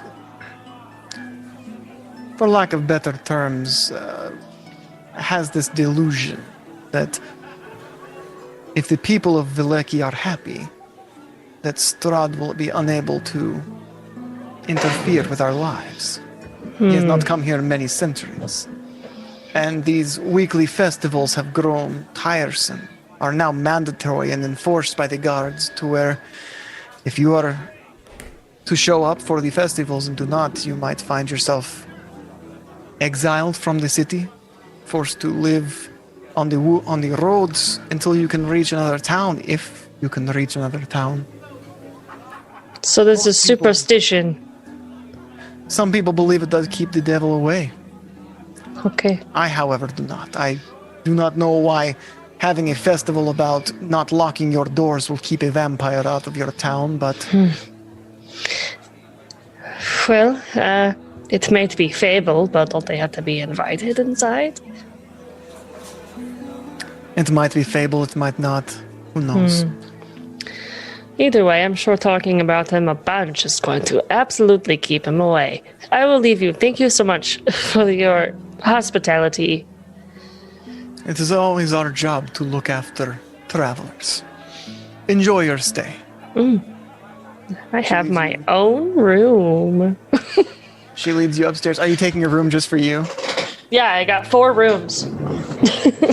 I gave her 4 silver for 4 rooms. Okay. After hearing the price. Gotcha. Then I'm going to put you guys in rooms. Yes. And I'll have first and Nim share a room. They just sit on their beds and stare at each other. First just signs. Nim just signs to first. Robot together, strong. He signs, "Are you awake?" Like, I forgot to ask. Do you like guacamole? What's guacamole? I don't eat food. I don't eat food. Oh right, I forgot. You guys get the benefit of a long rest. Awesome. Sweet. And you awaken the next day. Dawn is breaking.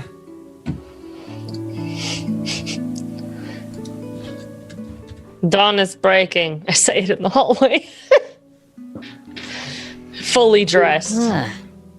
It's a nice room. I like this place. I am before leaving. She is not ransacking because she's not expecting anything to be around, but she's wondering if anyone left anything behind.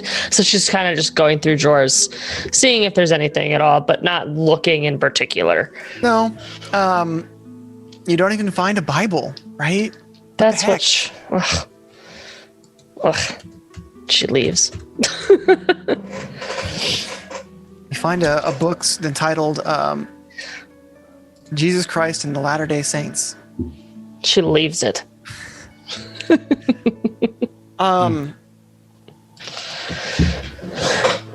As you make your way down to the first floor, the place is pretty empty. You do see Danica again, the bartender from last night, kind of cleaning up, I guess, around downstairs.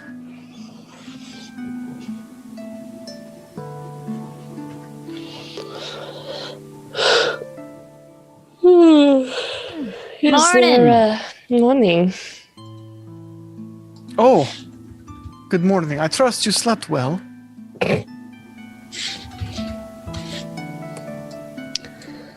I did. I got my beauty rest finally. The best rest I've had in days, if I'm being honest with you. Appreciate this place. This place is nice. Well, I'm glad to have been able to offer you a comfortable place to lay your head for the night. Very much so. I will be back. I hope to see you again soon. Hey, the wine from last night was awful tasty. How much were they for a whole bottle? A whole bottle was 2 silver. 2 silver. I will take 2 bottles off your hands if you have the capacity.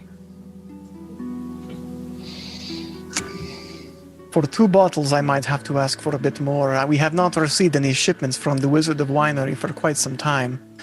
Wine is growing more and more scarce. How much more?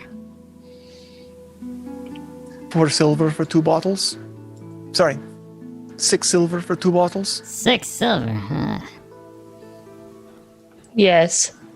How about 5 silver and a strong handshake? To seal the deal. Mordecai. I dropped the last silver that she's requesting out of his 5 that he pulls out. I'm like, it's Mordecai. Here, may it keep you comfort on the road ahead. And she slides 2 bottles of Red Dragon Crush. Thank you very much, ma'am. Biting the hand that feeds. I gave her an extra silver then. What did you... You paid full price for an item at a store. How dare you?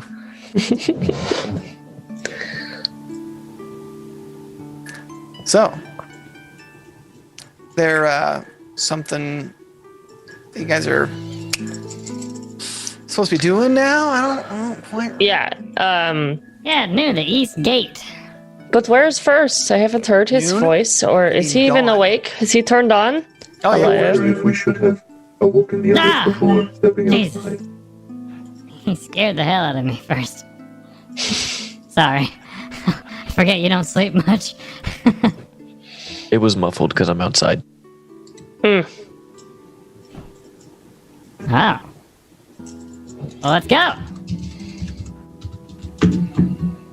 Time to hit the old East Gate dusty trail. So, you head east along town as the sun begins to crest the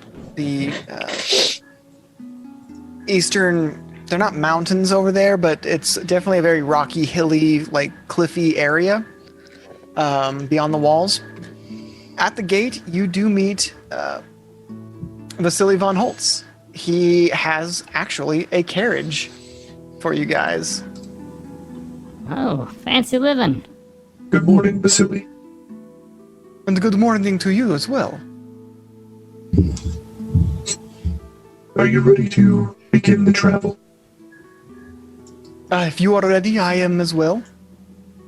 And I have prepared the necessary payments, I guess. He pulls out a scroll from his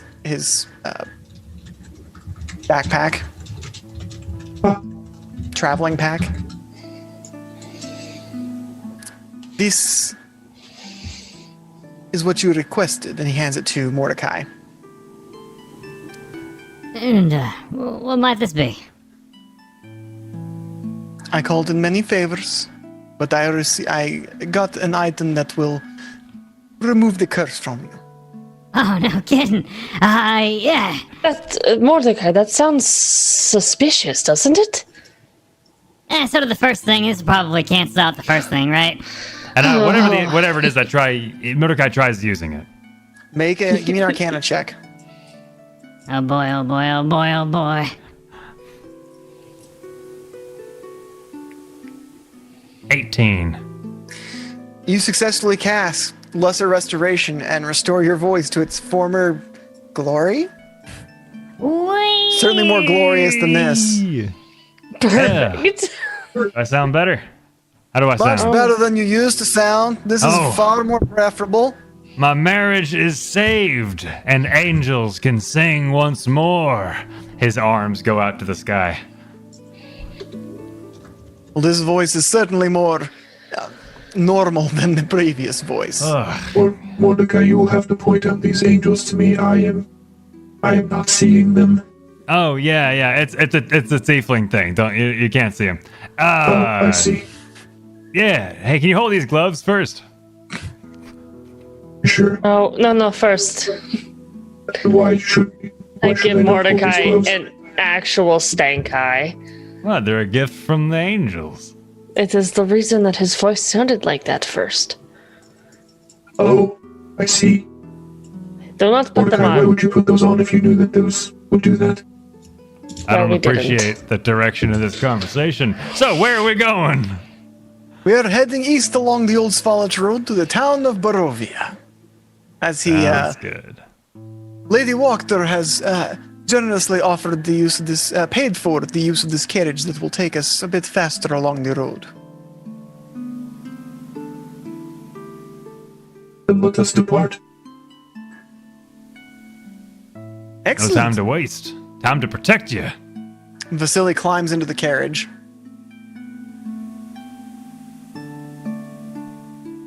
Yeah. As you just say "yah" standing outside the carriage. Yeah, I'm staying here, everybody. No, more. You I'll slap the get horse in. in I'll the get ass. in. "Yah!" I got what I came for. Mordecai gets in, of course. Okay. So you all get in the carriage, and it heads out through the east gate. As you begin your trek through the roads to the village of Barovia. A couple hours into the trek, you see a man on the road, and he waves the carriage down.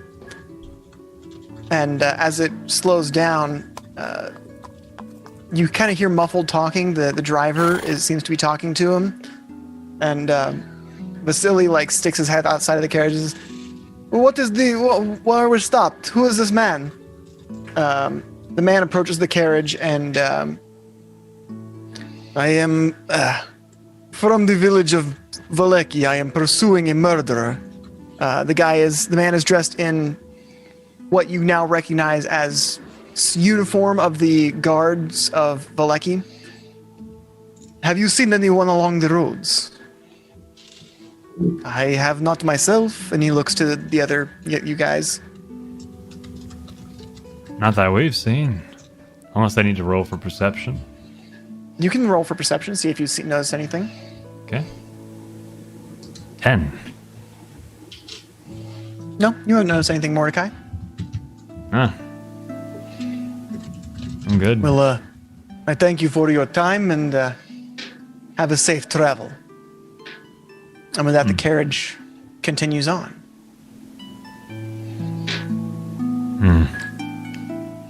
I'd love to play the violin around the road, but I feel like we shouldn't be drawing attention. I would love to hear it. Really, Janelle? I'm sure a little ditty would not be too obtrusive. A little ditty? I'm full of little ditties. I'll catch this one. This one's called... Wow, that dragon's big. It's about that time I saw a dragon, and I said, Yeah. wow, that dragon's big. I wrote it myself. I don't think I've heard this one, Mordecai. Please sing it. Yes. Well, it's a violin piece. You don't want to hear the lyrics. The lyrics I'm still working on. I want to hear the lyrics. You want to hear the lyrics? too. Oh, good. Yes, Mordecai, Sarah's the lyrics. I want to hear them. Okay, well. Wow, the dragons. Nope, not doing the lyrics. Sorry. Mordecai, that was the best lyrics I have ever heard from your mouth. Thank you. Interesting. I have never heard a song with laughter within the lyrics. It was very impressive. Can you do that every time? Yes, I can. Listen, I'm just gonna play a different song. This one's called Fame. Oh. It's a different person. It's not you. Oh. I'm just kidding, Fame. It's about you.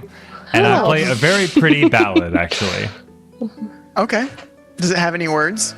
Has no words. It's completely instrumental. Changes key very frequently, changes beat very frequently, but ends on the same rhythm and key it started on.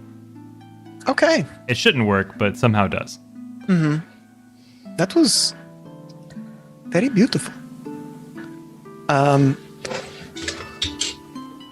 As you travel along the road, you eventually come to a fork in the road. At this fork, you see large stone gates going across a chasm to your left, but your carriage takes a right. What is over there? Oh, that is the road to Castle Ravenloft, where Strahd lives. Oh. With his minions and brides and creatures of the night. You can have more than one. Strahd has many brides. He has 3 beautiful women and 1 beautiful man. Ah, it's just like me. It sounds like he has insomnia, since he is a creature of the night. You could call it that, I suppose.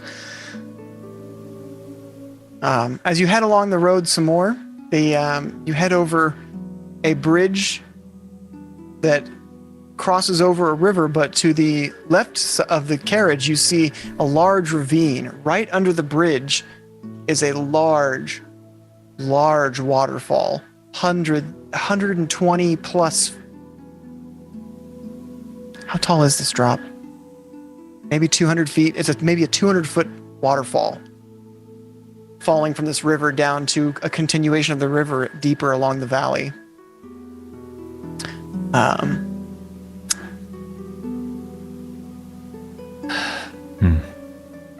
As the sun begins to go down as you're traveling, you see on the mountainous side of the bridge, a waterfall spills into the misty pool nearly 1,000 feet below. Dang, 1,000, okay. The pool feeds to a river that meanders into the fog-shrouded pines. It is across on the other side of this road going around these cliff sides, you see that same pool waterfall that you'd crossed over before.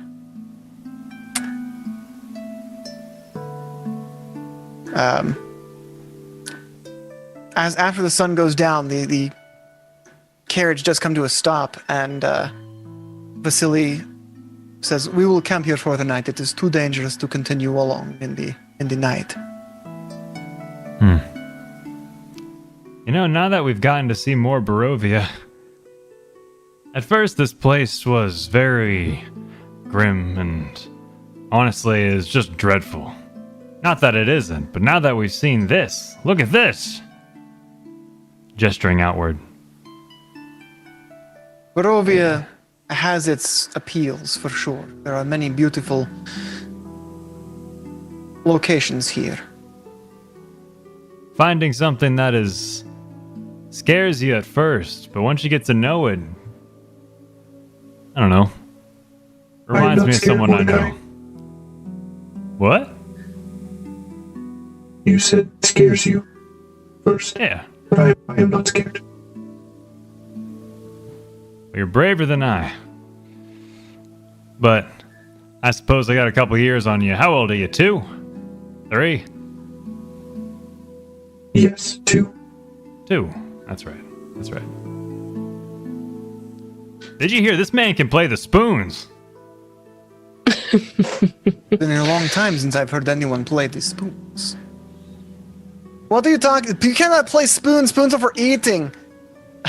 But it is a special. I told her that there is the bardic song, Spoon Man, but she did not believe me. I'm sure you have heard it. I have. Yes. Yes. I think you're just making it up. That doesn't sound real. It is by the Tabaxi bard named Alice in Chains. Sing it. I'm afraid I do not have any spoons with me. Do you? Oh, I got a fork. That's close enough, right? Well, you're not playing the forks, you're playing the spoons, but That's you're I do not have spoons on me now. well, I suppose that's the end of that, huh? Sure is. seems like that is the case. So, I'm how like close are we? digging through my bag, and I'm just like, I have string, I have torch, I have tinder box, I have rations, Do I not have spoons? I have a How often do muffin, we have soup? I have a hammer, I have a bell. Just like going through everything, like mumbling. Mordecai's gonna as- cast Minor Illusion and make a spoon. I have a spoon! I'm just kidding. And it goes away into a puff of smoke. That is very amusing. As you guys are having these conversations, suddenly you are Mordecai and we'll say Mordecai and Thistle are leapt upon by two figures from the forest. Roll for initiative. Oh my gosh, just out of nowhere, huh? Okay.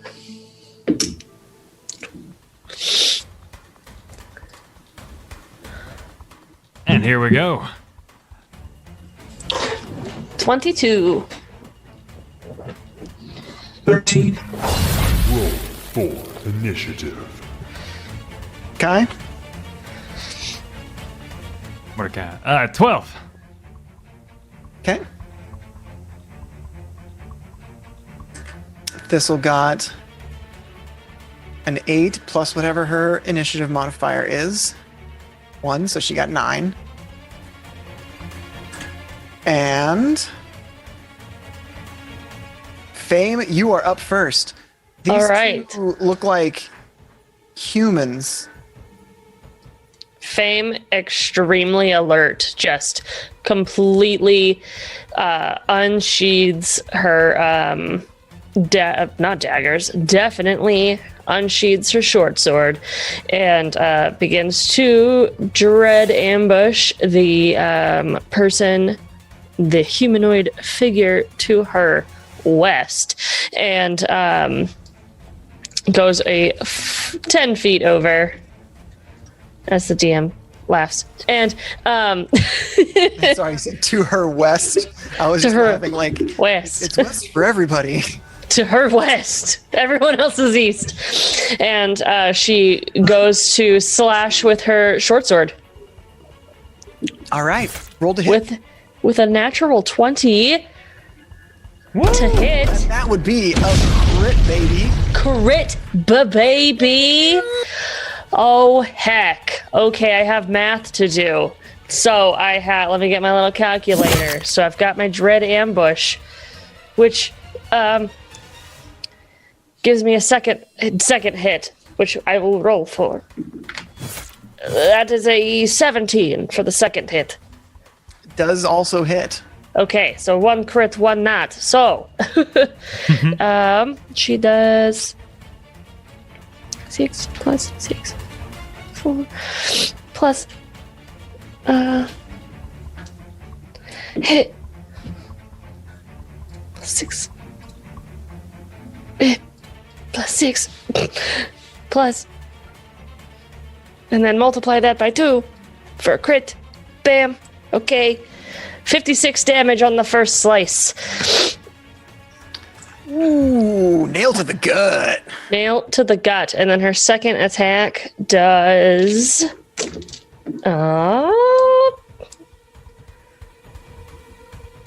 7 damage.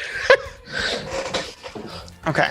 So she comes in and just, with a complete attention, goes right behind Mordecai and slashes this person. Hopefully she's close enough to maybe know what this is.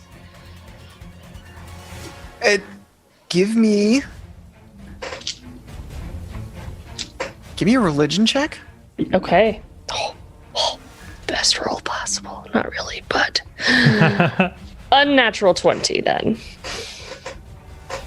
So this looks like a person, but this person has glowing red eyes.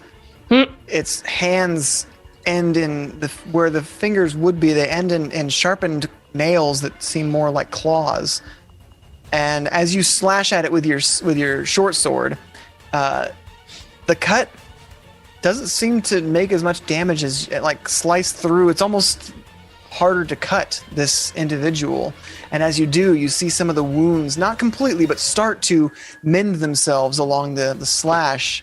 And as you slash, it gives you a horrible hiss. And you see two fangs. And she would be. uses her bonus action to back up and hide within the shrubbery behind her. Just back. Can you hide as a Can you disengage as a bonus action? Yes. Can you disengage and hide as a bonus action? I just meant I said disengage. I meant she just uses. I didn't say disengage. She backs up and hides. Okay.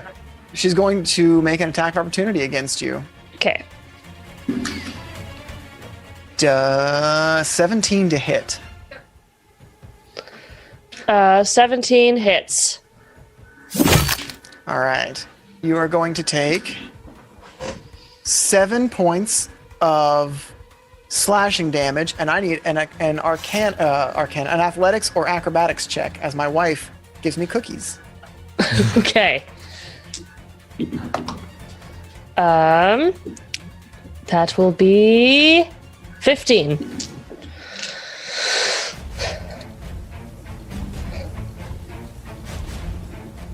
All right. As 15 acrobatics. So, as you back away, this creature, reeling back from your hit, but in the same reeling action, reaching out with her claw and attempts to grab you, but you slip away before they have a chance to really get a good grip on you.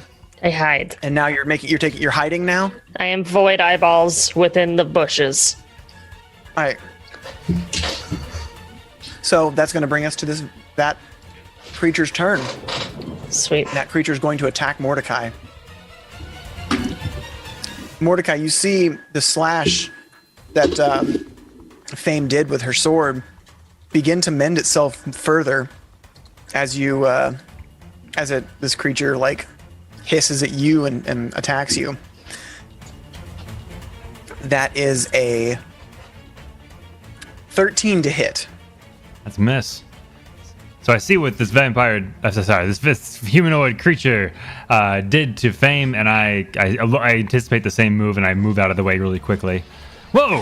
Whoa, whoa, whoa, whoa! The second claw, though, that she reaches out with is a 17 to hit. That hits. All right. I'm going to use a reaction and cast shield on him. You can't cast shield on another person. The target of shield is self. Appreciate the thought first. Damn it. So, like the teamwork, though. So you're going to take 7 points of slashing damage, and I need an either acrobatics or an athletics check. Okay, no problem. 16. You are also able to nimbly kind of pull out of the way of this grip. Whoa, these are grabby fellas. First, I'll bring us to you. Cool. I transform my arm. And I fire a lightning launcher at her. With a 24 to hit. That does indeed hit.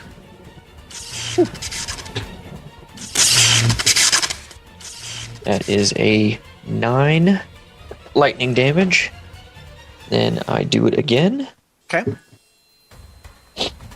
And that is a 17 to hit. That also hits. Okay. 9, 6, 15 lightning damage. All right. So as you launch this, and correct me if I'm wrong, but this is how I imagined your lightning. This is how I always imagined your lightning launcher. You, from your finger, you launch this dart of metal that kind of sticks out a good inch and a half from the target when it hits, and then from your like the back of your arm or your eyes or whatever, you launch electricity that is guided like a lightning rod to this metal object sticking out of the person, shocking them twice.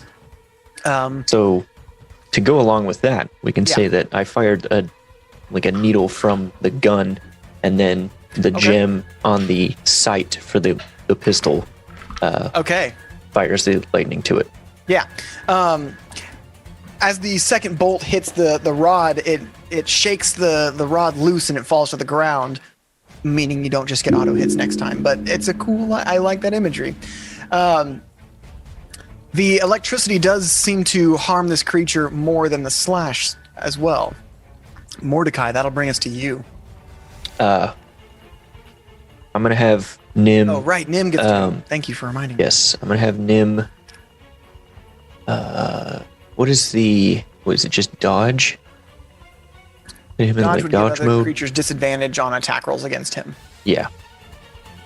Okay. So, Mordecai. Yeah, so he basically just got backwards from being hit and being almost hit and then almost grappled. Whoa! And his hands go back behind him. You were hit as well. I was hit, yes. I took 7 damage. And his hands go back behind him, and the fire from the campfire erupts, and it basically he takes the fire from behind him, and he hurls it over his head down onto the person in front of him, casting Firebolt. Okay. So, roll to hit. Oh, 28. That hits. I'm sorry, 26. But that doesn't hit. Yeah, I know. Yeah. 12 fire damage. Dang, all right.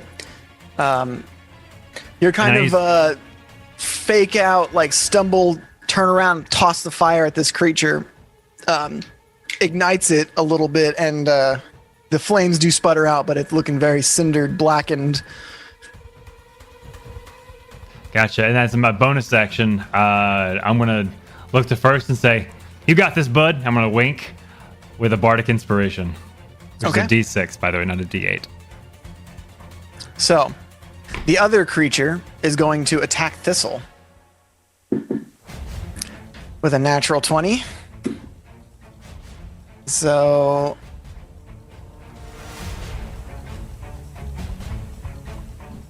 $11 slashing damage against Thistle.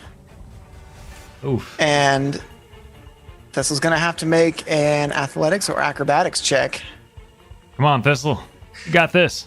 Thistle got a 26. So this creature does grab Thistle and grab her armor, but Thistle grabs the wrist of this creature and squeezes so hard that it lets go. And the creature hisses at it and Thistle, because it is her turn now, is shifts as a bonus action. And her mouth kind of elongates and she grows these sharp fangs and she kind of roars back at this creature as it's hissing and shrinking away. She's growing over it and kind of for lack of a better term, roaring at it as she makes a bite attack.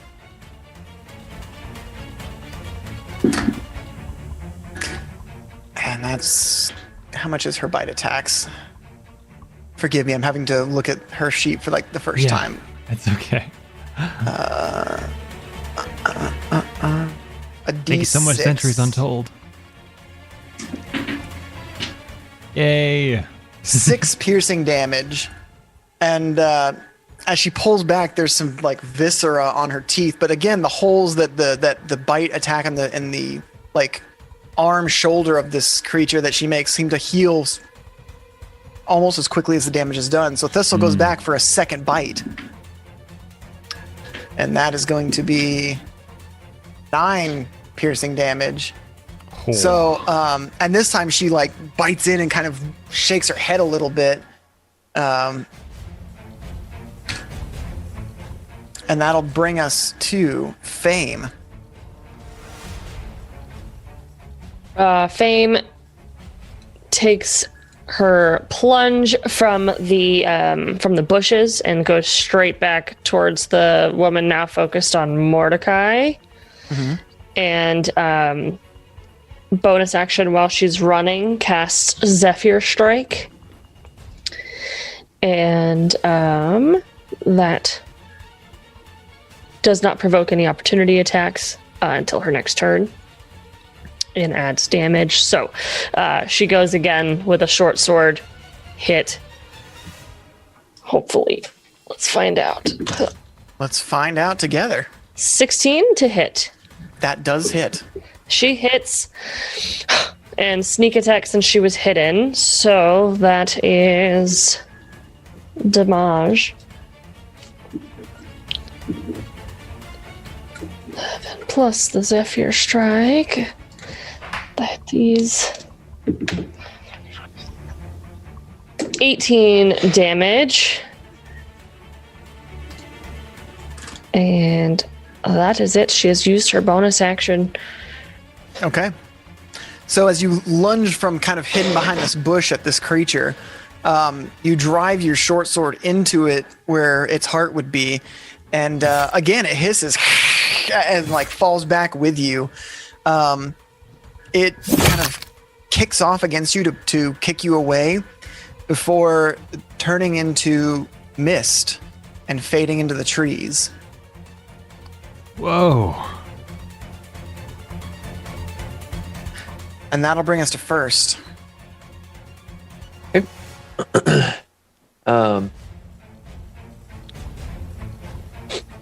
First is going to stand next to Nim. And he's going to...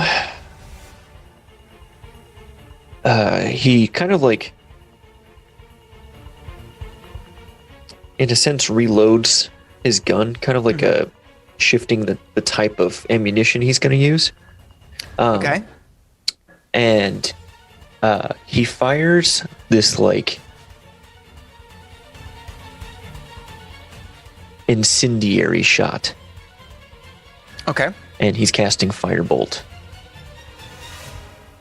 So like from within your arm where like the pistol comes out, like you see like it like turn almost like a revolver, but it's not a new shot, it's a new type of shot is how I'm imagining it. Right. I like that. So I got a 14 to hit, and with Bardic Inspiration I add a D4 to that roll too? D6. A D6, okay. So plus 5, 19 to hit. That does hit. Cool.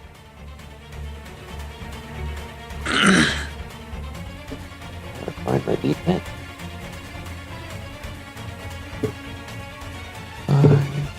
9, 14 fire damage.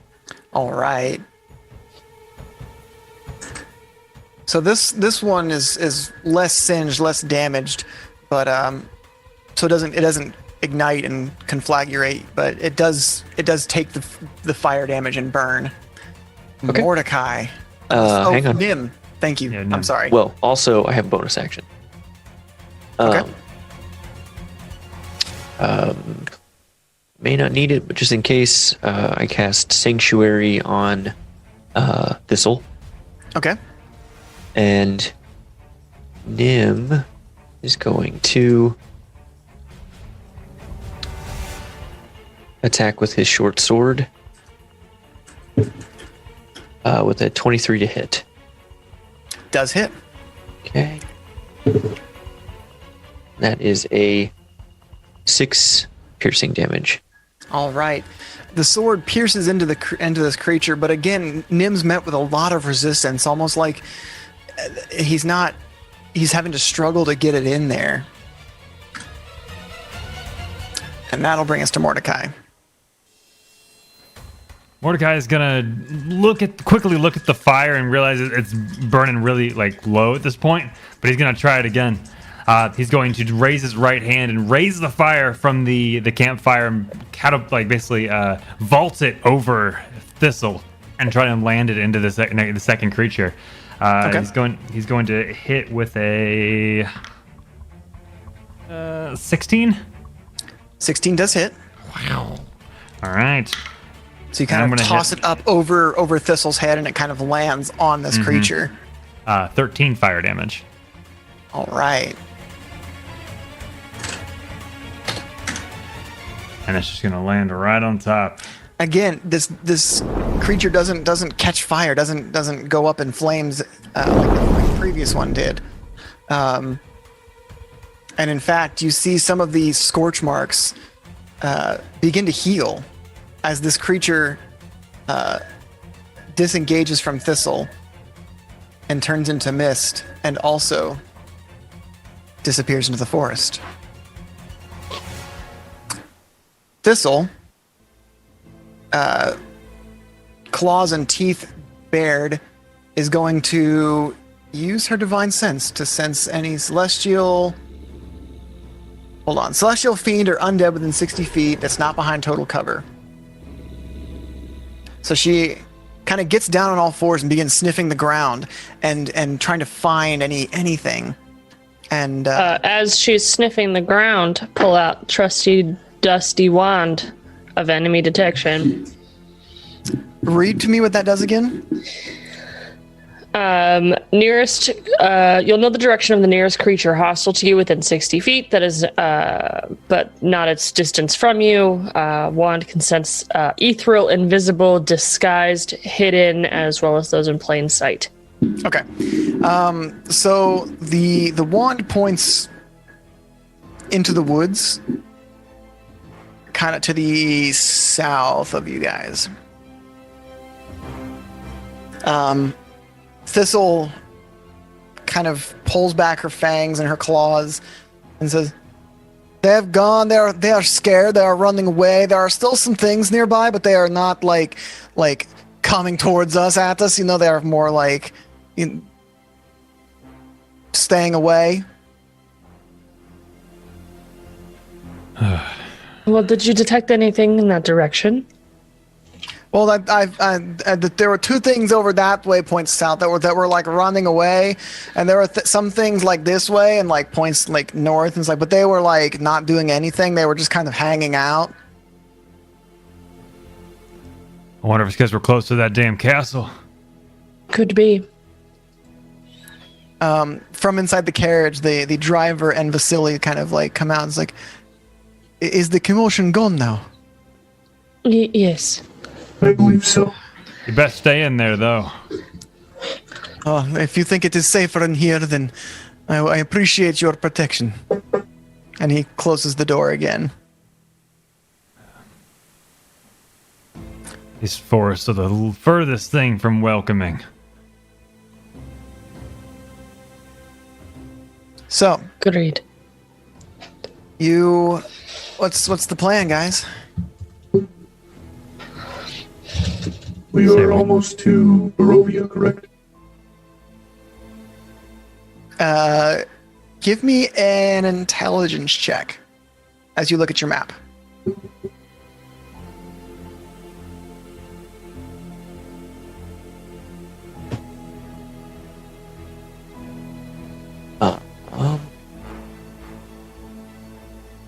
That is 22. So, from looking at how far you've traveled along the road and how long it took, and looking at how much road is left, you kind of guess that you've got maybe like a day left of travel before you reach the village of Barovia.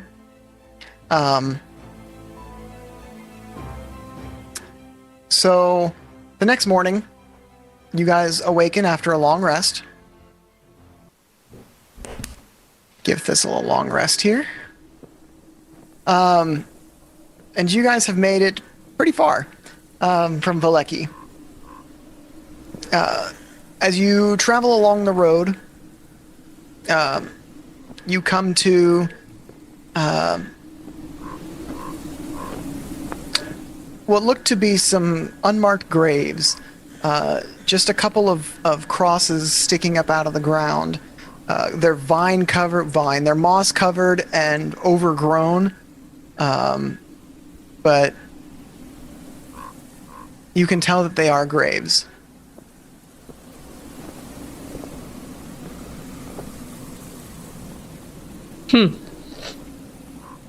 Is it normal for graves to be unmarked around these parts? That is also my question. Generally, when you find a traveler who has passed from this world along the roads, you try to give them whatever respectful burial you can. You might not always know who they were.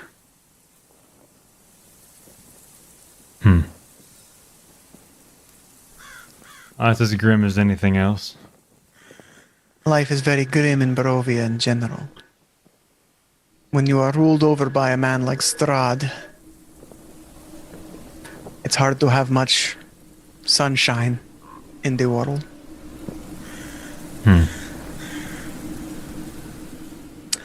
Further along the road, you guys end up... you guys pass an old wooden gallows that creaks in a chill wind that blows down from the high ground to the west. A frayed length of rope dances from its beam.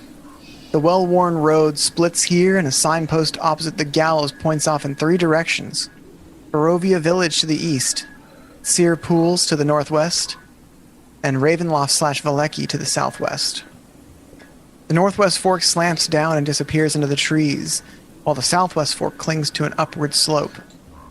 Across from the gallows, a low wall, crumbling in places, partially encloses a small plot of graves shrouded in the fog.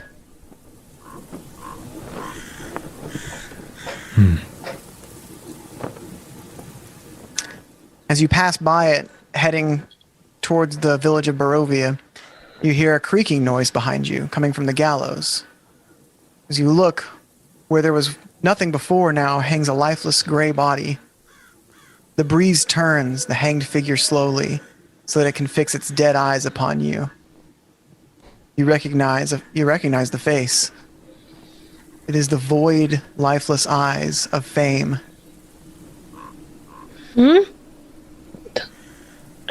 What? Do we all see it? Only Fame sees that it's Fame. The rest of you just see a body. It's just a nameless, you don't know this person. This is me? Do you see this? Am I going insane? What do you see? It is... Vasily looks out the carriage window. I don't have a twin. Right? What do you mean, twin? Do you... Have you been him before? Have you been that person before? I don't recognize him. It is me. What? You look nothing like this person. What are you talking about? What? You are here. Vasily pinches your cheek, and you feel not damage, but you feel pain. Kind of letting you know that you are here. Look at me. Swat his hand, kind of, but pay attention. You are here. First is going to approach the gallows and get a closer look. The carriage stops, and you approach the gallows. This is a larger man in a white tunic and some overall suspenders and stuff holding up his trousers. He's got kind of a gruff beard. It's just kind of wild and unkempt as he swings in the breeze slightly on these gallows. First turns back and kind of not so much yells, but talks loudly for Fame to hear. Mm-hmm. This is a man. This looks nothing like you. What? Kind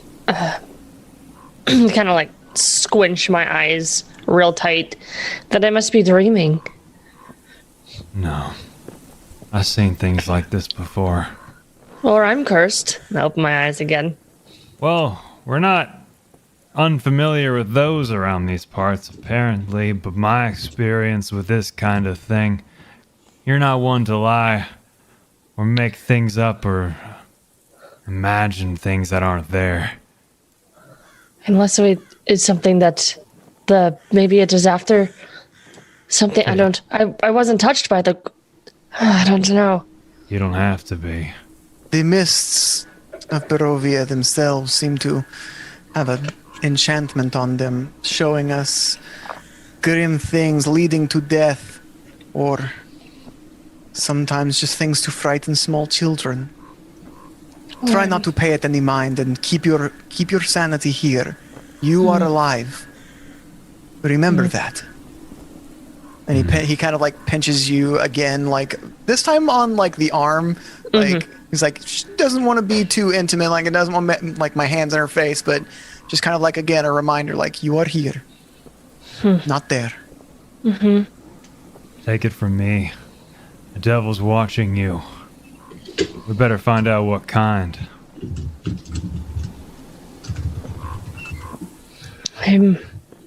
Okay. Then I'm just like not stopping looking at the, I guess, dead fat guy. But to you, looks like you. But to me, looks like me. Yeah. Are we ready to continue? That's Dylan, not him. Are we ready to continue? He like shouts out the window to first. Yes, I think it would be prudent of us to continue. All right. You continue along the road, and you eventually come upon in the distance. You see the village of Barovia. Do I have a picture of the village of Barovia? I believe I do. I don't. I do somewhere. I need to put it in Roll20. This village is built larger than Kresk, smaller than Valeki, but seems emptier. Boom,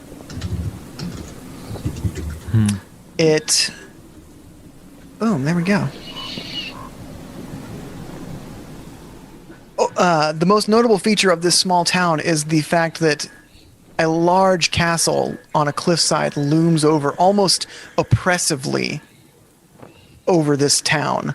The gray clouds are almost blotted out any light that gets through there by this castle even. And the village doesn't have any gates or walls protecting it, it seems like.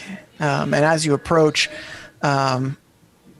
it's almost like the whole village has resigned itself to being in the shadow of Ravenloft itself and the gloom that comes with it. And that's where we're going to end it for tonight. Wow, Cliffhangers. Very nice. Dang. Very good, very good. That was a really good session. Wow. I That gotta was turn a good Mordecai off. game. That was a very good session, everybody. Very good. I'm glad you had fun. I have a hard time turning Mordecai off sometimes. But Maybe he is just you. Yeah, just have him live inside you. I would love Mordecai inside me, but that's not the world we live in. The face chip. Oh, what were you? What'd you hear? But, What did I see? I don't know. So, what was everyone's favorite parts? I liked what was her name that totally Lady Walker? Yes. I enjoyed her. I can't wait to interact with her again. I was writing this session on International Women's Day, and I was like, okay, they're gonna meet Lady Walker. She's gonna be kind of like a side character at this moment, but I want to give her like a really cool, powerful moment since it's International Women's Day. And so I say we, like me and the chat that I was doing this on in my stream came together and came up with some of I think it was True Potato Man that came up with the line that said, where she says, take it from me with your strong arms. And I was like, that's a great line. We're going to use that. Wow. I actually don't really remember much of Strahd, so I can't tell what's written material and what's not. But I would have put money on that being canon because that was so good. That was really cool. That was good. Yeah. I enjoyed Fame's +8 insight coming into so much use with this campaign. Kidding. It's interesting though, because you have like this anxiety-ridden character, but you seem to understand people more than anyone else. which is, I think is a very interesting And that outside the is forest, inside the forest mentality. why she is so anxious is because she understands the evils of people. And she believes that everyone around her is evil. Yeah. I'm really enjoying that side of Fame in this particular setting because it's so useful. But you're not. It's not like, oh, it's useful, so I'm going to make a character with that personality. You had that beforehand, and then coming in here, it's so appropriate. I really, really like it. Yeah. Sumner. Oh man, favorite parts. What was your favorite I took notes. I actually did take notes. I'm so sorry for hesitating earlier. Mordecai. Oh no, you're fine. Yeah. So, favorite part. Honestly, I had a lot of favorite parts. I'm always floored by Faithful Encounters DMs. Dylan, you were awesome. I was extremely excited for Mordecai to get his voice back. I loved the voice. I thought the gloves were very funny. I think I sometimes struggle roleplay wise with trying to be serious. I think I kind of fell into a pigeonhole with Galvin a bit, trying to be funny and serious at the same time. And I feel like I found with Mordecai, I can be funny, or Mordecai, or I should say funny, because what I think is subjective, is a silly character that I can be silly in a way Mordecai would be, you know? Yes. So I think the cursed item kind of gave me an item that I can mess around with. Like I saw that you were taken off guard when I was like saying with I have a voice that can make angels like sing or whatever, and then hey, I got these gloves, you should try them on to this person I just met. Well, that was just fun because that was Vasily's reaction, was like shock and kind of chuckling, but it was a blessing and a curse. I love that Mordecai did that. Where he was when he did that, I was like, there's like not anyone anywhere nearby that can get rid of this, and I was like, he's gonna have to sit with this for like a session or two with this voice.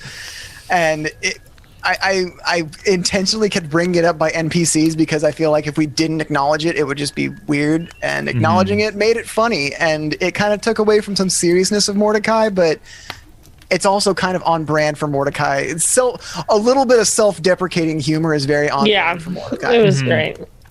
Yeah, he's kind of used to it. As long as he's in the limelight, he'd rather be put in a humiliating light than no light at all. And I feel like he's much more receptive of it if he's the one kind of instigating the humiliation. Exactly. Like, yeah, I got a dumb voice, ha ha ha ha. Yeah, now that I got your attention, how are we doing this kind of thing? Yeah, exactly. Avery Berry said her favorite part, their favorite part was probably Fame absolutely not being down with the impromptu talent show, a cute but deep character moment. I thought that was really loved cute. that. I was wondering what Fame would do when I wrote this. I was like, what's everyone? I mean, Mordecai's going to play the instrument. I didn't know what Thistle would do. I knew First would like show off his inventions. I didn't know he was going to show himself off as an invention, but I was like, Fame has a really good talent, but I don't know if she's going to reveal it to this town. And the way you played that off was, yeah, like quickly turning into Mordecai and then turning back to yourself like, did I scare anyone? I thought that was really, hesitation, like you wanted to go last, and it was pulling teeth almost, and then you did it, and it felt shy, and that was so good. She's shy. I'm not. So it's funny playing a shy character. I usually don't. So who are we rating? I've got up a group called We Make Bad Plans, and I liked their usernames. So that's a good one. That's do we have a raid phrase? Let's look up a raid phrase that's while like I set up that raid. Oh my god, I really wish I could roleplay the part, wow, that dragon's big song. I didn't have lyrics, but y'all kept saying, sing the lyric. I'm like, well, I want you to play it up because you're so creative and like good at stuff like that, but like I don't want to put you on the spot. And not to be like selfish, but that was a great moment too, like where you described what a song about Fame would be like, and chat noticed too, so that's pretty cool. Yeah, I appreciate that actually. I like describing the songs because obviously it was Fame with the constant beat changes, rhythm changes, and stuff like that, and also very beautiful and consistent and works, and always comes back to where it started, kind of thing. Yeah. So Mordecai notices. Raid phrase. Raid phrase. Wow, that dragon's big. Wow, that dragon's big. That's not actually bad. really good. Any input, Lennon?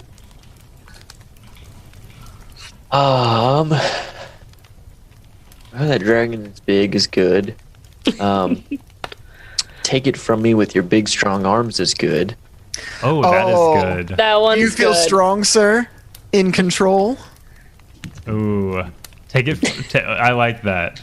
What was the Take full it from line? me from your big strong. Well, there Take was it two from me lines. with your big strong arms.